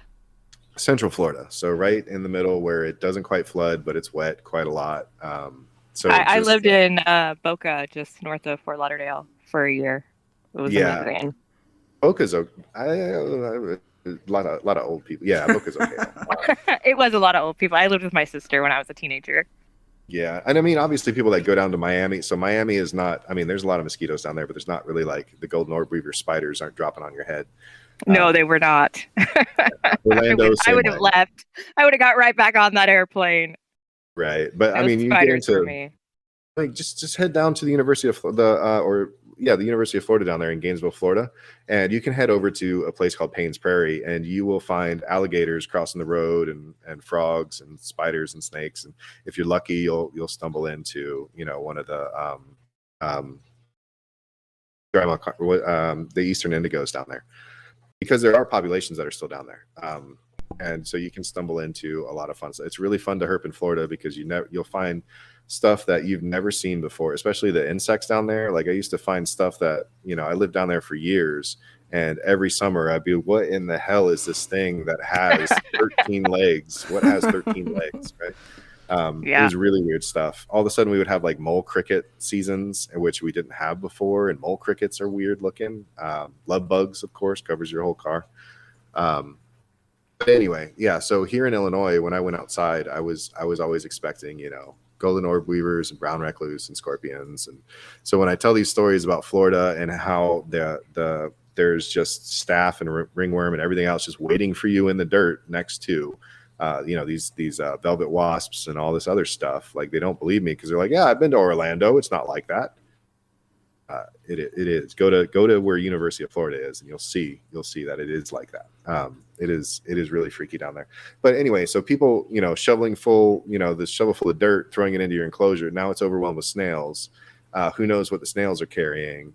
All of this random disease that you're shoveling into your tank is something that bioactive groups promote, and it's not something that's scary. That's frightening. That's bad. That's hygiene hypothesis at its worst. Is suggesting that the animals need these bacteria and organisms and bad things to be able to fester inside of the enclosure. That's terrible. That's dumb. And then of course people that have bioactive tanks generally aren't using things like bleach and F10 or quaternary ammonia because they're afraid they're going to crash their bioactive enclosure. So this becomes this is a problem in captivity, right? So inside of captivity, do you have a pet tank that's full of cryptosporidium? Because your corn snake has crypto and you can't find its poop, right? And you don't notice that this snake is having these problems. And then they also occasionally have skin irritation, and there's a weird slime in the left corner, So like bioactive as a whole.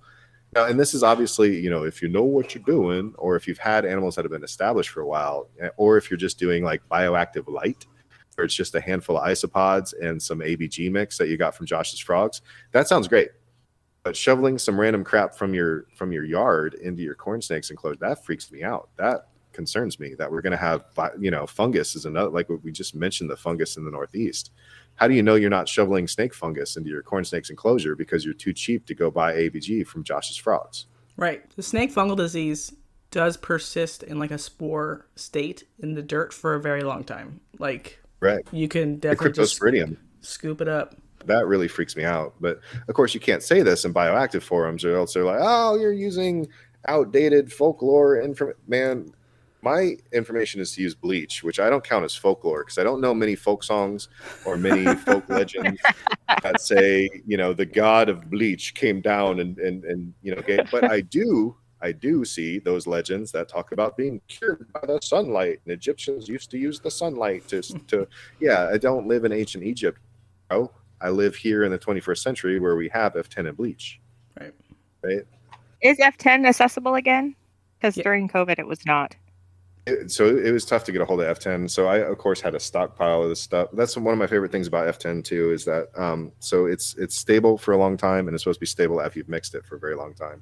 But I had a really hard time getting Simple Green, Simple Green is another thing that I use a lot of. The purple bottle or whatever it is. And I also use the green bottle of Simple Green. But I could not find Simple Green for the life of me. But I had F10 stockpiled here. I used to threaten people that I was going to spray them with it. I think Crispy was able to get some, like a single shipment from South Africa. Isn't it made in South Africa? Yeah. Had made it to Reptile Basics once or twice over the COVID duration. But yeah, mine has lasted a long time. I get the big 300 milliliter bottle. That's what I really like about it. And I mean, I always mix it like nearly full strength or whatever, which is probably not the best. I usually mix it pretty heavy compared to like what the Isn't it carcinogen at full strength or something? I mean, it's quaternary ammonia, so there's a bunch of questions on how those work. So it's the same risks as some of the Lysol products. So quaternary ammonia is supposed to be what it ionizes or something like that, and can interfere with a bunch of stuff, whatever, blah blah blah. But I mean, I would almost question if it's the same risk as UV light if you're something, right? Because UV light actually causes DNA damage in cells and blah blah blah blah blah blah. Well, probably known to the state of California to cause cancer. Yeah, bleach is absolutely. Bleach is a carcinogen too. So I'm not saying don't use it. I'm saying don't rub your snake in bleach. Just saying, everybody at home. Yeah, that's my advice. I mean, yeah, F10 is I mean, it is relatively safe to. I just don't like that people nebulize F10. Like I know some people do it. I was going to say that. What, like, how is that safe sounding? It says please don't let it touch an animal at full strength, and please make it 125 to kill all living things. And you're gonna put it in a vascularized area like lungs and get an unknown dose into a snake of an unknown size. Holy fuck, y'all are dumb. So this is. I can't prove this right now, but I could swear to you that on the F10 website or on the F10 little leaf thing that it used to come with, it used to actually say that was a recommended usage of F10. I'm pretty sure the company used to tell you to do that. There's a video from like Brian Barczyk from like 2010 that you'd have to go find. And he's pumping that stuff through a reptifogger, which this also blows my mind. This is, again, reptiles are a vacuum, right? Because he says, I'm nebulizing a snake with a reptifogger. Sir, you do not know what a nebulizer is. Because a nebulizer is a very specific piece of equipment that is able to, those water droplets at a specific micron, blah, blah, blah. So it actually goes into the lungs in the appropriate places. If you're using reptifogger with F10, you're not getting that treatment into the appropriate places. You're not nebulizing the snake. You're blasting the snake in the face with F10 through a reptifogger. The droplets are way too big. Exactly. They're falling out of suspension way too soon to get into the lungs. You need to fill a jar with jelly beans, but the reptifogger only makes basketballs. Right. That's what's happening, right? That's the difference. And to this day, I saw that on the Morph Market forums not too long ago, and then I saw some other harebrained banana run in there and say that the way to cure respiratory illness was to dry the snake out, which is. Have you ever had a cold? Have you ever seen a Vicks commercial? Yeah. Terrible wet. advice.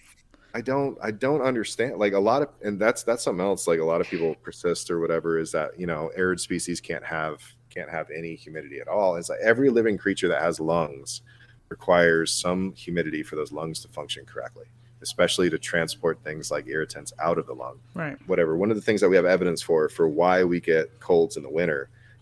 Speaking of folklore husbandry, right, is that it's not that you haven't sat in the sun long enough. And that's why you got a cold. It's because we have highly populated or dense collections of people in areas where we have reduced the humidity, and so that we don't have as thick of protection inside of our lungs and respiratory system, et cetera, et cetera. And so it's easier for those contaminants to populate those areas because we don't have thick mucus that's able to transport that out because it's all been dried out by the furnace. Right. Inside of the train or the bus or whatever, right? So, once again, reptiles are in a magic vacuum. And before you start saying that UV light is the cause of viral respiratory disease, which, viruses are the cause of viral respiratory disease, but bad humidity is a problem that can help to transmit viral respiratory disease. So, we could have talked about humidity before we talked about UV lamps. Really crazy. And what confuses me is, like, do they not know, like, a bearded dragon uses higher humidity microhabitats within a very low humidity overall ecosystem? Like, they go under the ground, it's cooler, it's probably higher humidity in that, like, rock crevice. They don't think that's about one of my favorite here. I am for sure going to throw this guy under the bus because he's a banana, but so I actually got into an argument with an ethical keeper, good old Liam Sinclair of Reptiles and Googling What I Want to Be True. So that banana said that underbelly heat and heating underneath an enclosure was completely unnatural, because the only reason in the wild that the underground would be warmer than the surface is if there was a geothermal event nearby. What What? the hell are you talking about, dude? And does Wow. he not know what a cellar is? Like he obviously has never seen a cellar, which blows my mind. Like right now, I'm in Illinois, so if I go outside, everything's covered in snow. And for some reason, I don't really know why. I guess they didn't get the memo, but the hognose snakes are not in the top of the trees trying to wave at the fireball sun to get the UV. That's not. No, they're underground where it's like 70 degrees, right? Like that's. I mean. Doesn't know what a basement is. I just don't like ethical keepers don't know what basement. Also, I don't know. All these people have also never herped in real life because like Right. there's a certain thermal inertia to stone that like heats up from the sun, holds the heat longer. A crepuscular snake will use that instead of coming out during the day like an asshole and getting picked off by a hawk, but Right. will use that stored heat from below. Sounds like an undertank heater to me, and then go about their day like hunting at night. There's this really amazing, I'll have to find it and share it with you all later. But there's this really amazing, there's a paper that accompanies it, but also a video. And I want to say it's from an Indian rock python, but I'm not 100% sure. But so it's a Indian rock python that recently lays eggs. And so what she does is she goes underground where the temperature is more consistent, right? She lays the eggs and then she would leave the den and go sit in the sun and then come back and wrap the eggs. And so this is the way. So she was going outside, collecting that heat, bringing it back, and warming these eggs. And not only did she do this throughout the incubation, but she did this also after the neonates were neonates, right? So the baby snakes or whatever were sitting on mama to get warm, right? So in that case, mom was the heat that was coming from underneath the baby snakes, because if mom was the heat that was on top of the baby snakes, they would be crushed. That's not Right? ethical. Like- it's not ethical because the Arcadia lamp didn't do it or whatever. It's not an Arcadia lamp. Yeah, Exactly. doesn't count. I know what you're talking about. It was really cool because she was like basically going to like temperature extremes like for her own body. Like she had to go way above what she needed, like 92, and then be like, my brain's half melting, to quickly come and give like 5 degrees of like difference to her nest. It was actually like very sweet. I don't know. It's amazing. It's really amazing. Yeah. And but of course I want to throw out there that, you know, there's all this talk about people that are constantly talking about like, well, I want to do maternal incubation. Don't do maternal incubation in captivity. Don't do it. Don't do it. Right. It's a bad idea, because that's one of the easiest ways that we can help to control these diseases. If we're not exposing the babies to the mothers that carry things like nidovirus, they're not going to get nidovirus, right? So don't do maternal incubation. It's dumb. Speaking of maternal incubation, what are you breeding this year, ball python wise? I need a Wilkie clown, Elijah. Right. Come on. So my little Wookiee boy is super Said shy. everyone, everywhere. I know. Super shy. Let's see. So on the light stuff, I am doing a pairing with lace. I don't know if you've seen too much of lace. Lace is amazing. I really like. So I have a lace project going because I really enjoy that. On another side of like projects that are really not, you know, super, I would say not super mainstream, is I've got some jungle woma plans, and not to be confused with woma, but jungle woma is, you know, het puzzleback or whatever you want to call it. I really like puzzleback, and so yeah, lace and puzzleback are two that I'm just playing with. Is Desert Ghost in your jungle woma stuff? Not in this pairing, Okay. but the next project you'll be interested in. So my big exciting project that I'm going for this season is Desert Ghost and Black Exanthic. I think that's going to be better than the VPI one. Phenomenal. Oh my god. Don't tell Justin I said can't that. wait. I really can't wait. So these snakes are, of course, from Justin. Right. But Black Exanthic is amazing. So Amazing. Corey Martin, if you get a chance, Corey Martin is one of the people that I know that has Black Exanthic, and she's got some adult Black Exanthics, and it's strange. The way that it ages is interesting. I'm really interested in it. So she's got just a plain Black Exanthic pastel, I believe, and that snake has pretty much turned chocolate brown. Completely. Cool. It's almost like Interesting. IMG-ish. Ish, yeah.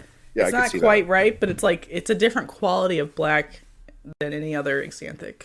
And looking at some of Justin's adult Black Exanthics and stuff, they're not browning out. They're not turning that color. But so I don't know. It's like Wookiee, right? Wookiee. So you mentioned Wookiee. So it's interesting when you see Wookiee and you see some of its interactions with some of the morphs. Sometimes it just doesn't do anything, and then other times it pops out Kraken. You know, it's just crazy how it interacts with other stuff. I'm just gonna hit Wookiee and then hopefully Black Exanthic, Desert Ghosts. Well, those are your two next pairings year. for the year, or Yeah, so I've got technically I'm 4 trying right to snoop now. on your collection so we can buy it all. At some point in time, I'll have to put up. I keep threatening to put up like a genealogy or portfolio thing for keepers. I'll have to put that up. I have a lot of friends that like to play, and this is just fun. This is just fun. But I have a lot of friends that like to play fantasy football or fantasy ball python ball or whatever, by grabbing the collection and then trying to pair them all, and then go into World of Ball Pythons or I've Morph Market. never heard that. That's awesome. Yeah. That's a real nerd. That's a real nerd. Yeah, I do that with my own stuff. I didn't realize other people did that with. Do they do that with their own stuff, or do they do that like I would like take your collection and? Oh, they do that with my stuff. There's people that don't even own snakes. There's a friend of mine that so they live in an area where they can't actually keep ball pythons, and so it's one of their favorite things to do is to sit there and and the worst part too, they're such an enabler because they'll sit there and say, hey, did you know that Justin has this mahogany up here? And I'm like, hey, I found a pair for your snake. Exactly. Are you just buying from Justin now, or have you thought about being tempted by someone else? There are very few other people that I would buy from. So Justin has been really great. I've got 30 something snakes, something like that. I think it's 30. Maybe a little less than 30. Spent a lot of money with Justin. So he's been really great. All of the snakes are super healthy. There's not been a single peep. I mean, they don't even have stuck shed when they show up in the box. You know what I mean? So like the snakes they look amazing when they get here. I'm pretty confident I don't have anything to worry about. Of course, I've tested them all with Vet DNA. I've tested most of them with Fish Head Labs. And there's just not been a single... I mean, nobody's even gotten like a scale misplaced or anything like that. So I've just been sticking with Justin. So the lace project that I have, which this is in a totally different room, just for the sake of saying it before somebody says that, I'm doing something weird. Anyway, the lace project that I have actually comes from Martial Law Morphs. So I have to throw that one out there because Martial Law has some really cool lace stuff. And so I know of him through like Brian Cusco and talked to him and got into lace that way. Yeah, it's pretty much just Justin. I did pick up Bredleys, which obviously Justin doesn't sell. So are they from Nick? I wanted to. I wish they were, but no, they're not. They're from somebody else. Now, did Justin give you a disease guarantee or disease testing time frame that you were allowed to, or was it just you tested on your own and there was no discussion? So I hit him up early, and I said I'm going to start testing these snakes, and he was kind of like, well, go for it, I dare you, or whatever, you know what I mean? Like he was kind of like, I don't have disease, right? And I mean, I'm making him sound a lot cockier than he actually is. You all know Justin; he's not like that. Not even a little. But yeah, he was like, go for it. And so I used to CC him on all the emails, whether it be from Fishhead or Vet DNA or whatever. So after a while, I got tired of spamming him because I would really like CC him on every email, and I would test him 3 times. I would just leave his name on the CC because I just had a thing that I printed out for Vet DNA when I ordered the test. And so his mailbox had to have been full of like Vet DNA stuff. And what the hell is all this? Yeah, I'm super confident that if I ever have a problem with any of these animals, that I call Justin up and say, hey dude, something went wrong. And I'm absolutely sure he'll take the animal back and it's going to end up isolated away from the rest of his collection. So I don't have to worry about spreading it to someone's collection. Right. And then it's up to him. Right. So that's one of the things is like, I really feel like Justin is one of those people that have a passion for the animals. He didn't start out with just ball pythons. He's been doing this for 2 decades or whatever it is. And I mean, he's not big enough to like be farming ball pythons or however you want to say it. Even though he does have quite a lot of ball pythons. But I still feel like he's passionate and cares about the animals themselves. Like he's not so big and so jaded that he doesn't care, live or die, that kind of thing. So I don't know. I trust Justin. There's a video of me buying a snake from him at a convention, which is, I will never buy a ball python from somebody at a convention other than Justin. Right. And then of course that snake also ended up, it's still in quarantine because it was at the convention. You know what I mean? Oh, right. Yeah. Haven't you been quoted as like, if you're going to, when you used to buy from conventions, you would buy it, but you're like, mail it to me, ship it to me. Yes. Okay. I absolutely used to do that. And shake anything loose. So sometimes people would say, I'm not going to buy it now, or you're not going to get it, But more often than not, they would say, okay. But the downside to that too is like, I guess in retrospect, is that with that strategy, there's still the possibility of, well, so there was a Animals at Home Network podcast where Dr. Tariq or something like that, I believe.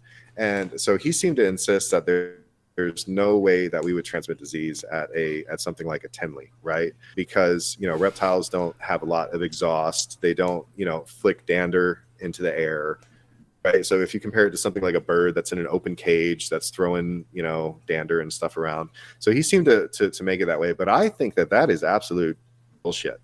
The reason that I say that is if you have ever been to a convention and you walk up to somebody's table, the first thing they do is shove a snake into your hand. It's like they're trying to get you to buy. So that's the whole reason they're at the convention. They have to make their money back, right? Right. So they're already shoving snakes into your hand. At one of the Tinleys that I went to, I was walking around with a purchase that I had just made, and of all people, like, walks over. I run into her, say hi, and then she's trying to get the animal out of my hands because she's offering to test it for mites. Almost got punched that day. No, I'm kidding. I wouldn't punch him, but I'm just, the whole idea that there's somebody there with no soap, no sink, no way to wash yourself, and this was pre-COVID, so probably not any hand sanitizer for days, wanted to handle an animal that I just purchased from somebody after she had already been handling all of these other animals. How do you think this disease spreads? Right. So yeah, disease absolutely spreads to places like Tinley. Now somebody out there is going to say, "Oh, we got to ban this guy from Tinley because he says that's where all the disease comes from." Be reasonable, be a smart, intelligent human adult, and understand that you can get a cold at Tinley, you can get COVID at Tinley, you can get nidovirus at Tinley. These are diseases. These are things that we have to practice our hygiene and biosecurity and everything else for. It happens. You can get the same thing from a furry convention or from a whatever. If you out to a pet zoo, all of these things are the same. You need to practice biosecurity and hygiene. I don't know why I use furry convention as an example. It's kind of out there. I thought that was still hilarious. I can confirm sorry, real quick, that Arena can transfer from animal to animal on surfaces alone.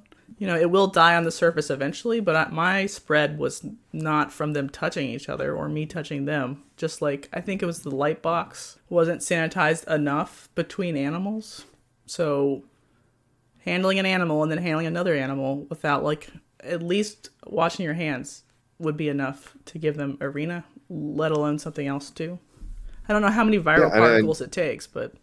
Well, crypto is again, like, so I'll say again that crypto is a effing nightmare, right? Because crypto takes, it's very little oocyte, whatever the crap it is, very little amount of cryptosporidium can create an infection, right? So just a handful of little crypto particles or whatever on your hands after you've rubbed them in hand sanitizer, and you can transmit that, because hand sanitizer is not going to kill crypto. Crypto does not. Crypto is probably sitting there with a martini glass of hand sanitizer and laughing at it. It doesn't Thanks care. for the ride, buddy. Yeah, exactly. So just the idea that somebody is like, even they're trying to do the right thing, and they're saying, let me check your animal for mites, but how do I know that they're not transmitting crypto? And it's really a tough call. And again, when people are just handing you snakes, because Tinley, and I mean, not everybody at Tinley does this, but you go to Tinley, you go to a table, you see something, and do you want to hold it? Do you want to hold it? Right? Tinley actually has a policy that no animals are supposed to be out on the floor, but you still sometimes see people carrying animals out on the floor. I saw somebody with bearded dragons on his shoulders because I guess that he thought that made him look cool. Walking through the conventions with bearded dragons. What do we get from bearded dragons? ADV. What's one of the animals that are raised under UV light for nearly their entire life? Bearded dragons. What do they still get? ADV. Now, with that being said, do you attend Tinley? I do. Close? Anytime there's a Tinley, I'm there. And I'll go visit the crew at the Chicago Reptile House sometimes too, which is right in that same area. So if you go to Tinley, make sure to visit the Chicago Reptile House while you're there. It's nowhere near Chicago, but I'm sure every city has stuff like that. Like we have plenty of stuff here that's like the Chicago whatever bicycle shop or whatever it is, and it's 45 minutes away from the city. So I live in the city of Chicago, so Tinley is 40 minutes away from me, not in Chicago. But anyway, and the Chicago Reptile House is in the same city, not in Chicago. Yeah, go visit everybody down there in Tinley Park if you get the opportunity. Tinley is fun. It's great. I don't do a lot of people, one of the many reasons I'm probably not more popular. You're popular with us. Right. We'll go have a drink at the Italian restaurant near Tinley. But So- I don't go to like the auctions or the after parties or I don't have any reason to be. That's not exactly my crowd, for one. And I'm not saying reptile people in general. I'm saying the people at Tinley are not my crowd. I don't go and hang out with Dave Kaufman or anything like that.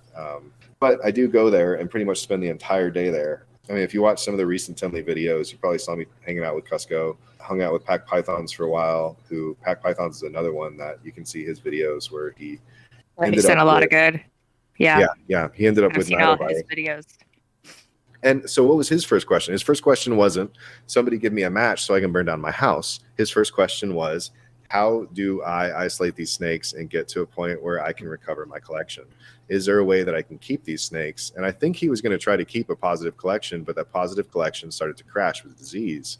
And I believe that's, of course, when the option of euthanasia came. When the collection starts crashing with disease, that's when people consider euthanasia. But Pack's a perfect example of somebody that encountered this disease, learned about this disease very rapidly, and took the steps necessary to try to stop that disease from impacting his collection. One of these days, I'll buy a snake from Pack.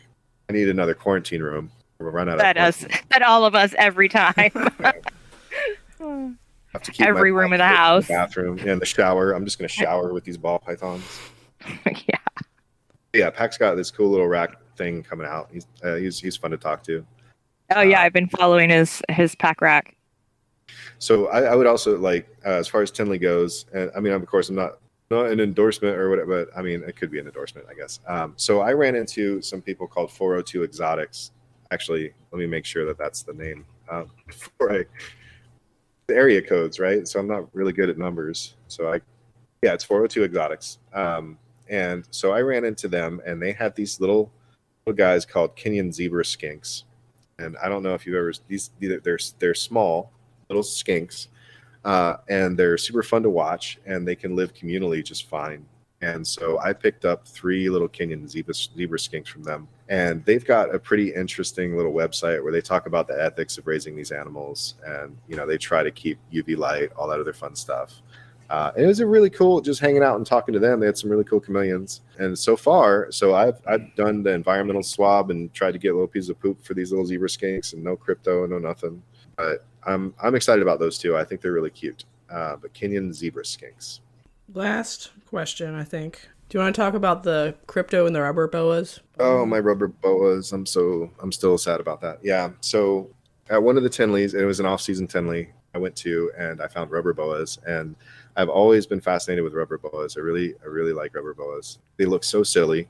I think they look silly, right? And of course, they look like a certain type of adult toy, which is also funny.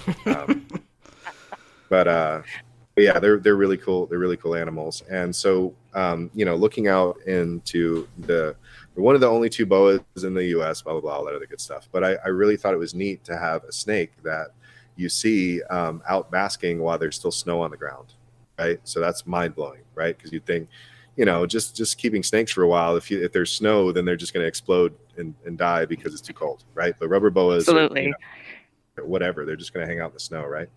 They climb out in trees, they hang out near rivers, they just seem like really cool animals to have. And you don't see that many in captivity because they have small litters. They're live litters, of course, because they're boas, right? And so I was really excited to get these guys. And so I found 3. 2 were several-year-old females, and one was a little tiny, like 1-year-old male. He's like a little worm, right? A little tiny guy.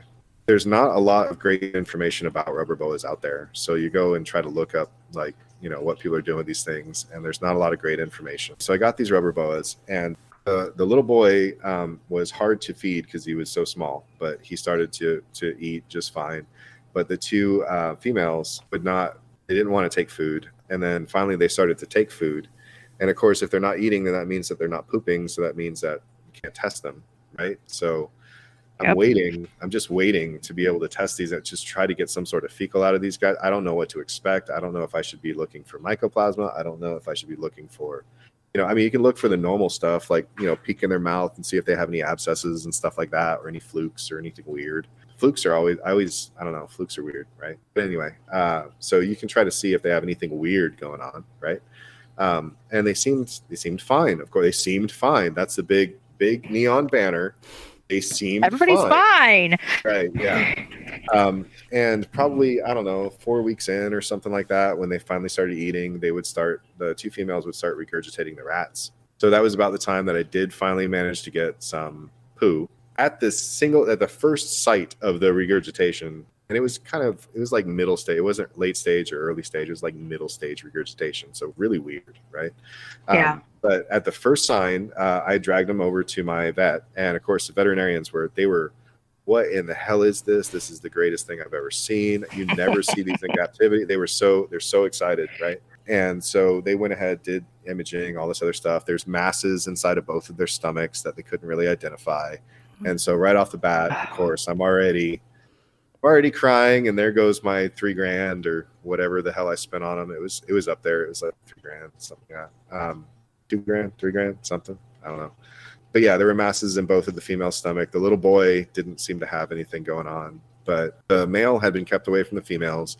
The two females had been housed together. Somebody's going to scream and say, well, you shouldn't have housed them together. Yeah, well, the breeder, this was their advice. The breeder said, take these home, and you must do these things in order to keep them healthy. These two females have been raised together. You should keep them together. And so I did. Right. The breeder isn't, that's one thing that I also want to stress, is that there's not a breeder out there that's like, I'm going to kill every snake. That's not a thing. There's not a Waluigi, Wario mustache villain. I'm going to kill every snake, because that's something that people definitely like try to push on the internet. The breeders don't care about the snakes. Breeders do care about the snakes. I'm 100% confident that the people that I got these from really cared about these snakes. Absolutely. They didn't do what they were supposed to do. And did the molecular testing, and I also did a float test. So vet DNA, it was confirmed that cryptosporidium, all three. So I also did, I think the vet did a separate molecular diagnostics, and then we also did a float test through another lab, but I don't remember what the lab was. And so crypto all around, 100% confirmed, crypto. And, again, crypto is a nightmare. It's hard to kill. I cannot have those animals in my home. I can't, because, I live in a condo. I don't have, a house. I have a condo, right? And I enjoy it. I mean, I like city living. So, hashtag suck it or whatever. If somebody out there is going to be upset. I like it. I go to the museum. I can go to the Shed Aquarium and see all the Caiman lizards. I like the city, and I like living in the city. But anyway, so I have a condo. So I don't have, a barn or a shed or, a seventh bedroom or anything like that to put these animals in. Seventh bedroom, like in the South. Right. And then, of course, I mean, who am I supposed to give these animals to? Like, is there a rescue out there for crypto animals? I hope not, because that's kind of the opposite of a rescue, right? So it becomes an ethical question of, can I keep these animals in my home? I cannot keep these animals in my home. Where do they go? So unfortunately, they were euthanized. And I mean, yeah, that's $3,000, $4,000. And, this is another one of those. So back to the myths that people like to say of, well, if somebody says that you have disease and the entire hobby is going to go to your house and burn it down and call you a witch and tell you to go to hell. None of that is happening, because people are saying that they're getting diseased animals from breeders all the effing time. And nothing is happening to those breeders, right? Whether it's a kink or whether it's nidovirus or any of this stuff. Again, we're reptile people, live in a bubble. So we think that, if somebody sells a diseased animal, they're going to get kicked off a morph market and they'll never work in this town again. Nope. That's not the way it works. This is welcome to the internet. There are large, whatever you want to call it, breeders, businesses out there that aren't even using morph market, So, I mean, Miguel from Always Evolving Pythons, I'm sure all of his snakes are healthy. I'd love to buy an animal from Miguel, so nobody get mad. I'm not throwing Miguel under the bus. But so he's actually said that the majority of his efforts are on Instagram. And so he sells snakes through email and stuff like that, So it's people reach out to him. He doesn't even have to list them on Morph. I was just going to say, his don't even make it to Morph Market. They're just gone. Yeah, exactly. Oof. And the other, the naivety, I don't know how to say words right now. The naiveness, take that, of the average reptile person is that they seem to believe that they go on Morph Market and they're getting the best of the best, the cream of the crop, all this other stuff. I'm sorry to tell you, but whether it's Miguel or Kevin McCurley or Freedom Breeder or whatever, the snakes that you're seeing on Morph Market aren't their top snakes. Their top snakes are the ones that they're calling each other. Let's say, they're being sold calls JKR. dicks. Yeah, Closed exactly. doors. Right. Who sucked the all dick going the behind the best is what you call first. That's first list. Is that how it works? Yeah. That's how it works. We And figured it I out. Apparently, don't suck the dick hard enough. Hurry up, Jana. She's looking for a Kiki, and I'm like, you don't suck near enough dick to be signed up for a Kiki. I have freaking emailed everybody and their brother. Get down on and your knees, nobody girlfriend, wants a blowjob for a Kiki. I know. It's plus crazy. $10,000. Nobody wants it. Yeah. Because yeah. The Morph Market is like third tier. There's the dick suckers, and then like good buyers, and then Morph Market. Yeah. That's I mean, now of course you said that, so all of Facebook is going to tell you that you're attacking John Layman and that you're an evil person. Oh no, John Layman is our hero, officially. I talked to. Officially. So believe it or not, I actually talk to him pretty often. Even though people think that I hate him and I'm going to kill him, which is funny. That one video that like I actually got a message before that was like, you need to stay away from John Layman. Like, stay away from him. What am I going to do to him? Like, yeah, you big bully. Jeez. What? Like, and it was from. It's the funniest part is that this person isn't even self-aware. They were literally at Tenley talking to John at the same time I was. So like they are just. I mean, granted, I don't remember a lot of the faces from Tenley, but I just think it's funny that person. Did they was not literally watch your video at all, and they just looked at the title and were confused? Yes, okay. That's exactly what happens. They looked at the title and they were confused because that was the one that said like the end of Morph Market or something like that. People and it was are dumb. completely. It was such a joke because it even said it was the ethical end of Morph Market. Like, what the hell does that even mean? Right. And the funny part is John actually liked it. Yeah. And then I made people a are comment. literally dumb. That's my only like response to people's response, where you're like, are y'all? You can't read, obviously. You can't watch a YouTube video. So between those two things, How? He at least freaking tried and at least got people talking about it. yeah. But yeah, so I actually even like said farewell to John. Hopefully he's happy with his retirement or something like that in the comments. And John liked it. He liked the video and he liked that comment. And people were still like, how dare you? How dare you, sir? Take off my glove and challenge you to the streets. And it's like, are you an idiot? Are you just this is so sad. This is so sad. Right. One of the World of Ball Pythons admins got, all pissed off and, he's gonna teach this kid a lesson. I love that too. When people call me kid, that's great. Mute the post and delete it, all this other stuff. And it's like, man, I mean, like I said, I was raised on the internet and it's super easy to get Discord mod or Facebook group mod. And I have never gotten off on it as much as these people do. I don't. Yeah. That's not been my kink. That's just not something. No, not if it's not super clear to people at home, we're pro Morph Market and pro John. I think we're more commenting that like the Good Old Boys network, where if you've already bought from Justin or Miguel, they're getting first dibs on each other's stuff first because they're friends, and then like their best customers, and then it goes to Morph Market if it ever makes it there. Right. And that's anything. Once again, so reptiles are a vacuum, so they're going to look at that and they're going to be like, "Oh, you're saying that it's sexism or so, I don't know, whatever the hell nonsense word they're going to throw in there, right?" But the point is that it doesn't matter if you're selling tractors, computers, or ball pythons. This is literally how it works. People promote their friends. Their friends get first dibs. Right. Right. It's a Absolutely. circle. Welcome to America. Capitalism. Caveman. Rat race. Tribalism. Alpha. Blah blah blah.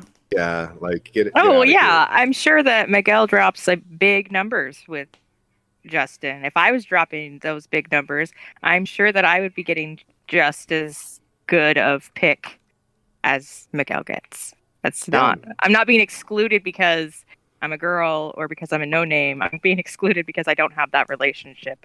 And in this hobby, the behind the scenes relationships are really important if you're going to be way up in the stratosphere like Miguel is. Yeah, and I mean that's meritocracy, or however you want to say. That's the way it works, And just to be clear, like I just threw sexism in there just as a random call or whatever. Like I'm definitely not saying that Miguel is sexist or anything like that. I just think it's funny that was an example of a social political issue that people shoehorn, because people, especially on Facebook, always shoehorn these social political issues, right? So you don't have an Instagram. Can you explain that to me real quick? What's up with that? That's crazy. So I wasn't a big fan of Instagram. I usually don't take that many pictures with my phone anyway, so I didn't really sign up for Instagram. And then when they did the whole Facebook thing, I couldn't actually log into Instagram because it said my account had already been registered, all this nonsense. And I didn't care enough about it to fix it, you know? Instagram is like one of the last things that I use. Facebook is one of the last things that I use. You know, people out there, of course, are going to be like, they're talking about Facebook, those boomers, right? But I mean, Twitter, I don't really use Twitter. I don't really use Facebook. I don't really use any of that stuff. I mean, not for any particular reason, but I mean, I do think it's a cesspool of nonsense. Like when you look at, I mean, YouTube itself, right? Obviously, I use YouTube, right? Yeah. But if you just use YouTube, that would probably be sufficient. But the reptile hobby is sort of taken on Instagram as its that's its flagship foundation. social media the cool platform kids. now. Yeah, I guess. They're tired of getting called boomers for using Facebook, so they're moving to Instagram. Right. I do like Drop Instagram a little bit. MySpace out there, and then they just quit listening. Right. Instagram does feel a little bit better because like it's pictures. You post pictures. There's not a discussion forum type of area. There's not a long form post that you see on Facebook. So it does. I mean, it is slightly better, but then of course that also leads to people. So if I go on Instagram and I, click, hey, you should test your snakes for nidovirus or whatever, somebody's gonna like cut and paste that and say that I'm harassing people or something, like, you know what I mean? Because it's not a long form post thing. But if you make a long form post, nobody reads the entire post. I don't know. It's just too much work for me. It's too much work for me, especially with reptile people. It's okay, but I want to urge you to do it. You have like large, charismatic, interesting looking. You have a fucking Caiman Lizard. That thing is hilarious. Put that shit on Instagram. She's so, I don't know if I posted the image of it. So she's so proper. Like I feed her with chopsticks and spoons. She's a lady. Yeah. And so it kind of on a funny story is that when I first got her, so I got her and I kind of got her under the premise of this is a water tegu, right? Because I wanted a tegu. But of course, tegus are, I've worked with tegus in the past, and sometimes they can be nippy, they can be flighty. It's sometimes you got to train them. You definitely have to train them down, right? And so I've done like click training and target training with tegus, and so I bought her under the premise of a water tegu, right? And so I started when she was young to do the click training and target training, and then I realized, what in the hell am I doing? She's just like I give her food on chopsticks and she very daintily takes it and chews on it for a while and swallows it, right? Like she doesn't act like not even like a Jewel Lacerda or like a tegu or any of that stuff. She's just proper, she just gently takes it off the chopsticks. She used to crush the chopsticks, but she stopped doing that. So I've got there's no a reason. GIF on the Discord of you feeding her. It's very charming. It's like a Carcharodontosaurus or something with like that shape of head eating. The old mailbox head. Yeah. She would do great on really Instagram. Great. She could have her own Instagram by herself. Like it could just be her Instagram. I'll tell you what, if she didn't live in his habitats. So when are you going to change that? I don't know. So definitely. So it's winter here now. So I have until pretty much March before like the back exit of my condo becomes like accessible for freight and stuff like that because it's just covered in slush and crap. I don't know, but I'll eventually get her something better or get her another cat tree or something. She really liked that cat tree. Jana got her black box order fast, and they make a really big. Well, he's saying that the snow one is blocking it, not right. The but speed of, if you wanted one that wasn't going to take 18 months, so I just ordered from Black Box Cages. I ordered on like Wednesday, and they're shipping it on Monday. I mean, I can let you know if the quality's good. I don't know yet. It looks good online, but anybody can make their stuff look good. But so far, it's been a pretty good experience. I'll definitely check them out. But one of the funny things with trying to find a Caiman Lizard cage too is that, so even Animal Plastics, when I contacted Animal Plastics, I said, I'm looking for a large cage, like a 4x4x4 cube or something like that. Right. And they're like, well, we don't make that, nobody makes that. So, let's do like a 4x3x6 or something like that. I said, okay, great. And they said, well, what's going in it? A Caiman Lizard. Oh, we don't have a cage for a Caiman Lizard. So most of the cage builders that I talk to will turn around, oh, we don't have a cage for a Caiman Lizard. That's always their answer. I mean, I guess it's kind of good because they understand that Caiman Lizard, they dig, climb, they fly. They don't actually fly. They fall. Caiman Fall with their heads. It's like Petrie. The Shed Aquarium, has Caiman lizards that they've raised up. They have a whole breeding program at the Shed Aquarium here in Chicago. And if you ever watch their videos, these animals are not graceful. These animals are very silly, and they fall and they just land, and they hope they land in the water. They just, fall and hope that the water's underneath them. But anyway, so yeah, they understand that these animals, they dig, they climb, they need a water area. The majority of these terrarium style enclosures and animal plastic enclosures, they don't have water resistant, or they're not going to hold water, right? And I guess they assume that I'm going to fill it with water for the water. Yeah. Have you looked into like grow tents with just like a water trough from a feed store in the bottom, like they do with tegus? Sexy, and I know condo. It's not sexy, but they can be quite big, and people do run tegus in them, and then the tegus eat their way out eventually, and you just buy a new one. But they're $80, so you can get a 6x4x3 grow tent. So I did actually think about the grow tents. I was looking for one that had a window or whatever, but yeah, I never found anything that I really liked with the grow tents. And she does have some claws, some serious claws, and she would be able to dig right out of that thing. I'm sure she can shred all that stuff apart. But yeah, the grow tents in a water trough, that's absolutely something I looked into that, and I was like, well, I'm not super happy with any of this stuff. The water area has been kind of challenging too, because so somebody out there, of course, is going to go try to, oh, he's abusing his Caiman lizard, whatever, blah blah blah. But so here's the deal: somebody's going to say that because she doesn't have an Olympic-sized swimming pool, that I'm abusing her and she's going to die or whatever. But that's not really true. So experimenting with her as she's grown up, there's a certain sweet spot. I mean, this might be something that maybe just an observation of myself, but there's a certain sweet spot with these animals where, because they kind of hang out in the water with like this upside down J shape, I guess, right? So if you look at like crocodiles, they'll do that thing where they rest on the side and then their tail is kind of underneath the water, right? Or if you've ever gone swimming, right? And if you float on your back and you try to put your legs down, you're gonna go under the water, right? Like it's just a buoyancy kind of thing, right? So when she was little, she wanted to do this like J shape, upside down J shape, where her tail was pointed pretty much straight down. But if the water isn't deep enough, she can't do that. And so she would spend less time in the water because she couldn't get that natural, comfortable buoyancy, right? And so, but as she got bigger, it doesn't seem like she wants to be, she spent more time in the shallower areas or on top of decorations than she has just trying to like free float. And I mean, again, this is my observation. So somebody out there, oh, well, she needs an Olympic-sized swimming pool or whatever. Well, it's your observations of your exact animal, which is what you're supposed to do when you build a habitat for your own animal. Exactly. I don't feel like she is a little chunky. You might see on some of the videos that she's a little chunky. And so that is also because of the stupid shortage. So I buy her apple snails from a local Asian food store. And because it's really hard to find apple snails, and I don't want to breed apple snails. And even if I could breed apple snails, I don't think I can, because apple snails are super invasive and are probably not. And I think they're actually on a Lacey Act too, or something. Maybe not Lacey Act, something like that. But apple snails bad, right? And so I want to most snails bad. Most snails bad, yeah.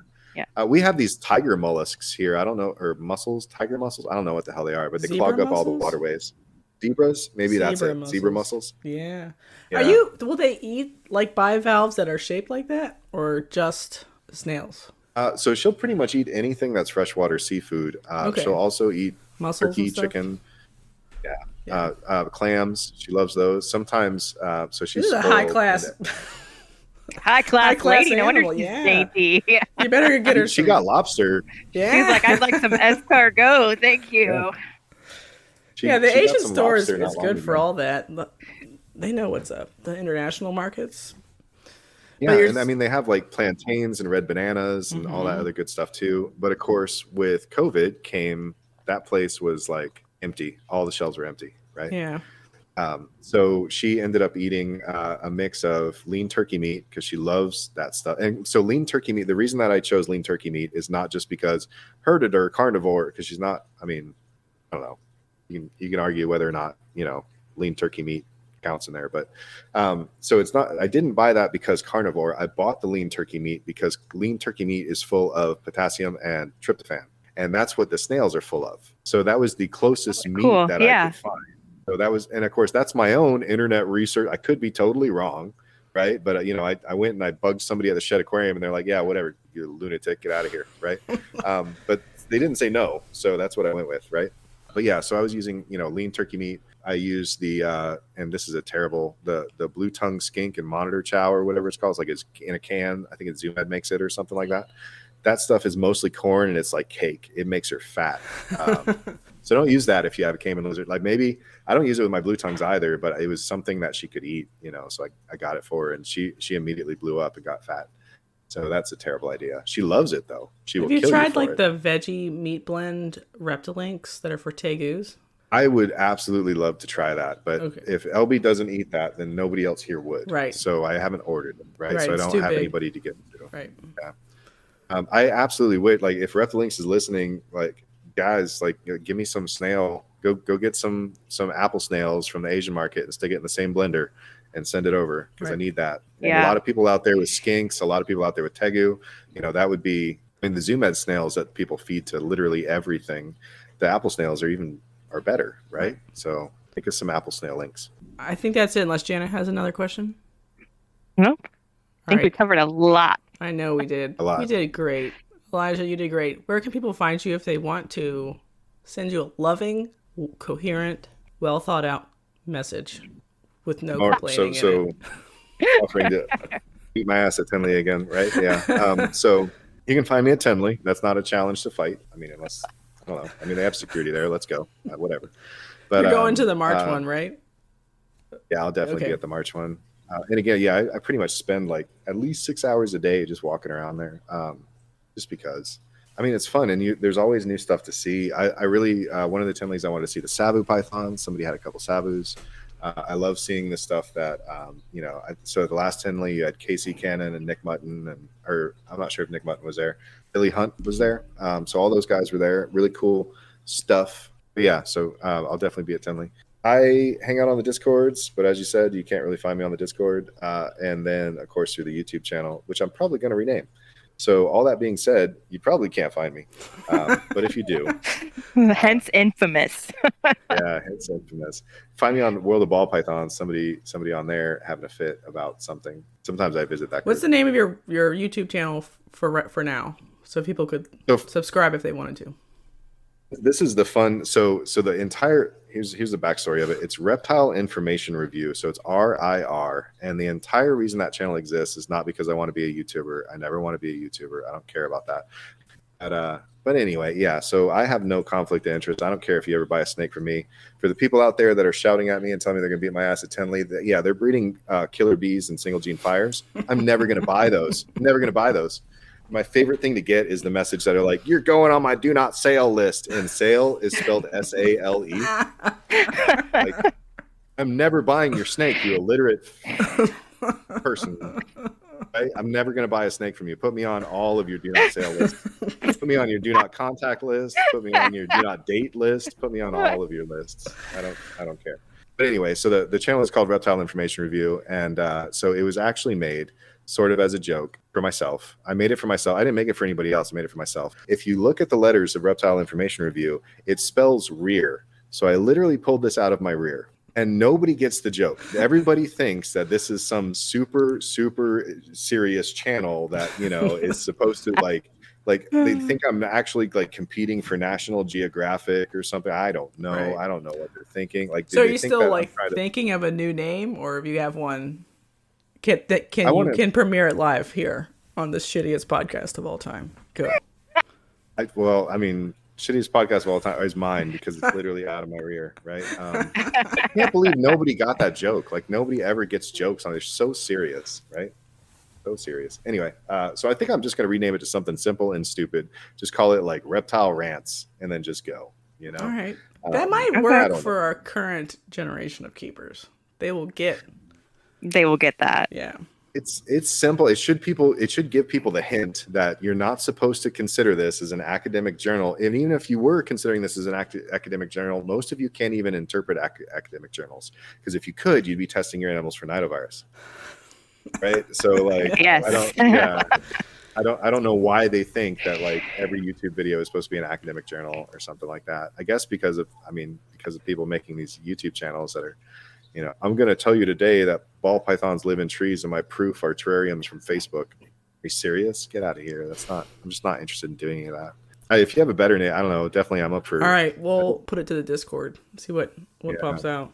Yeah, jackass with a microphone. Okay, I'll go with it. I don't care. I mean, I think that's sort of our podcast. We don't Absolutely. We aren't allowed in public places anymore.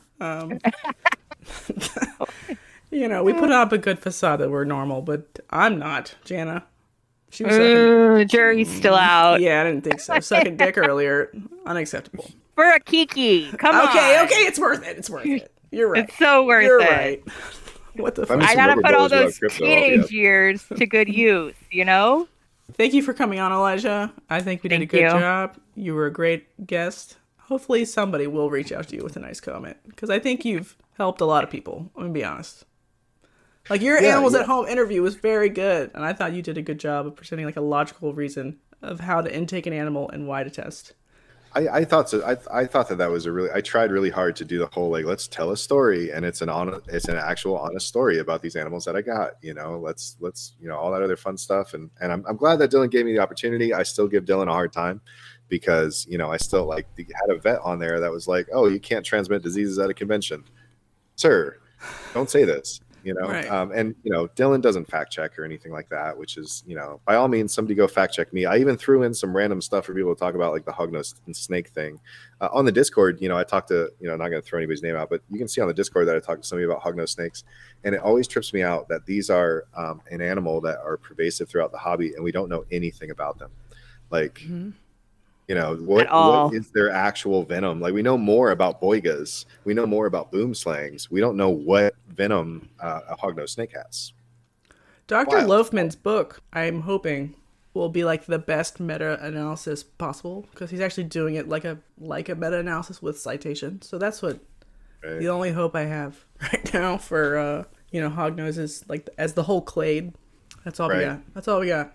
You can find us at Holdback Rack Podcast on Instagram if you want a question or comment, which we may or may not read because we're mean people. But we love you. Jana, do you love anybody today? Nope. We hate all the people today.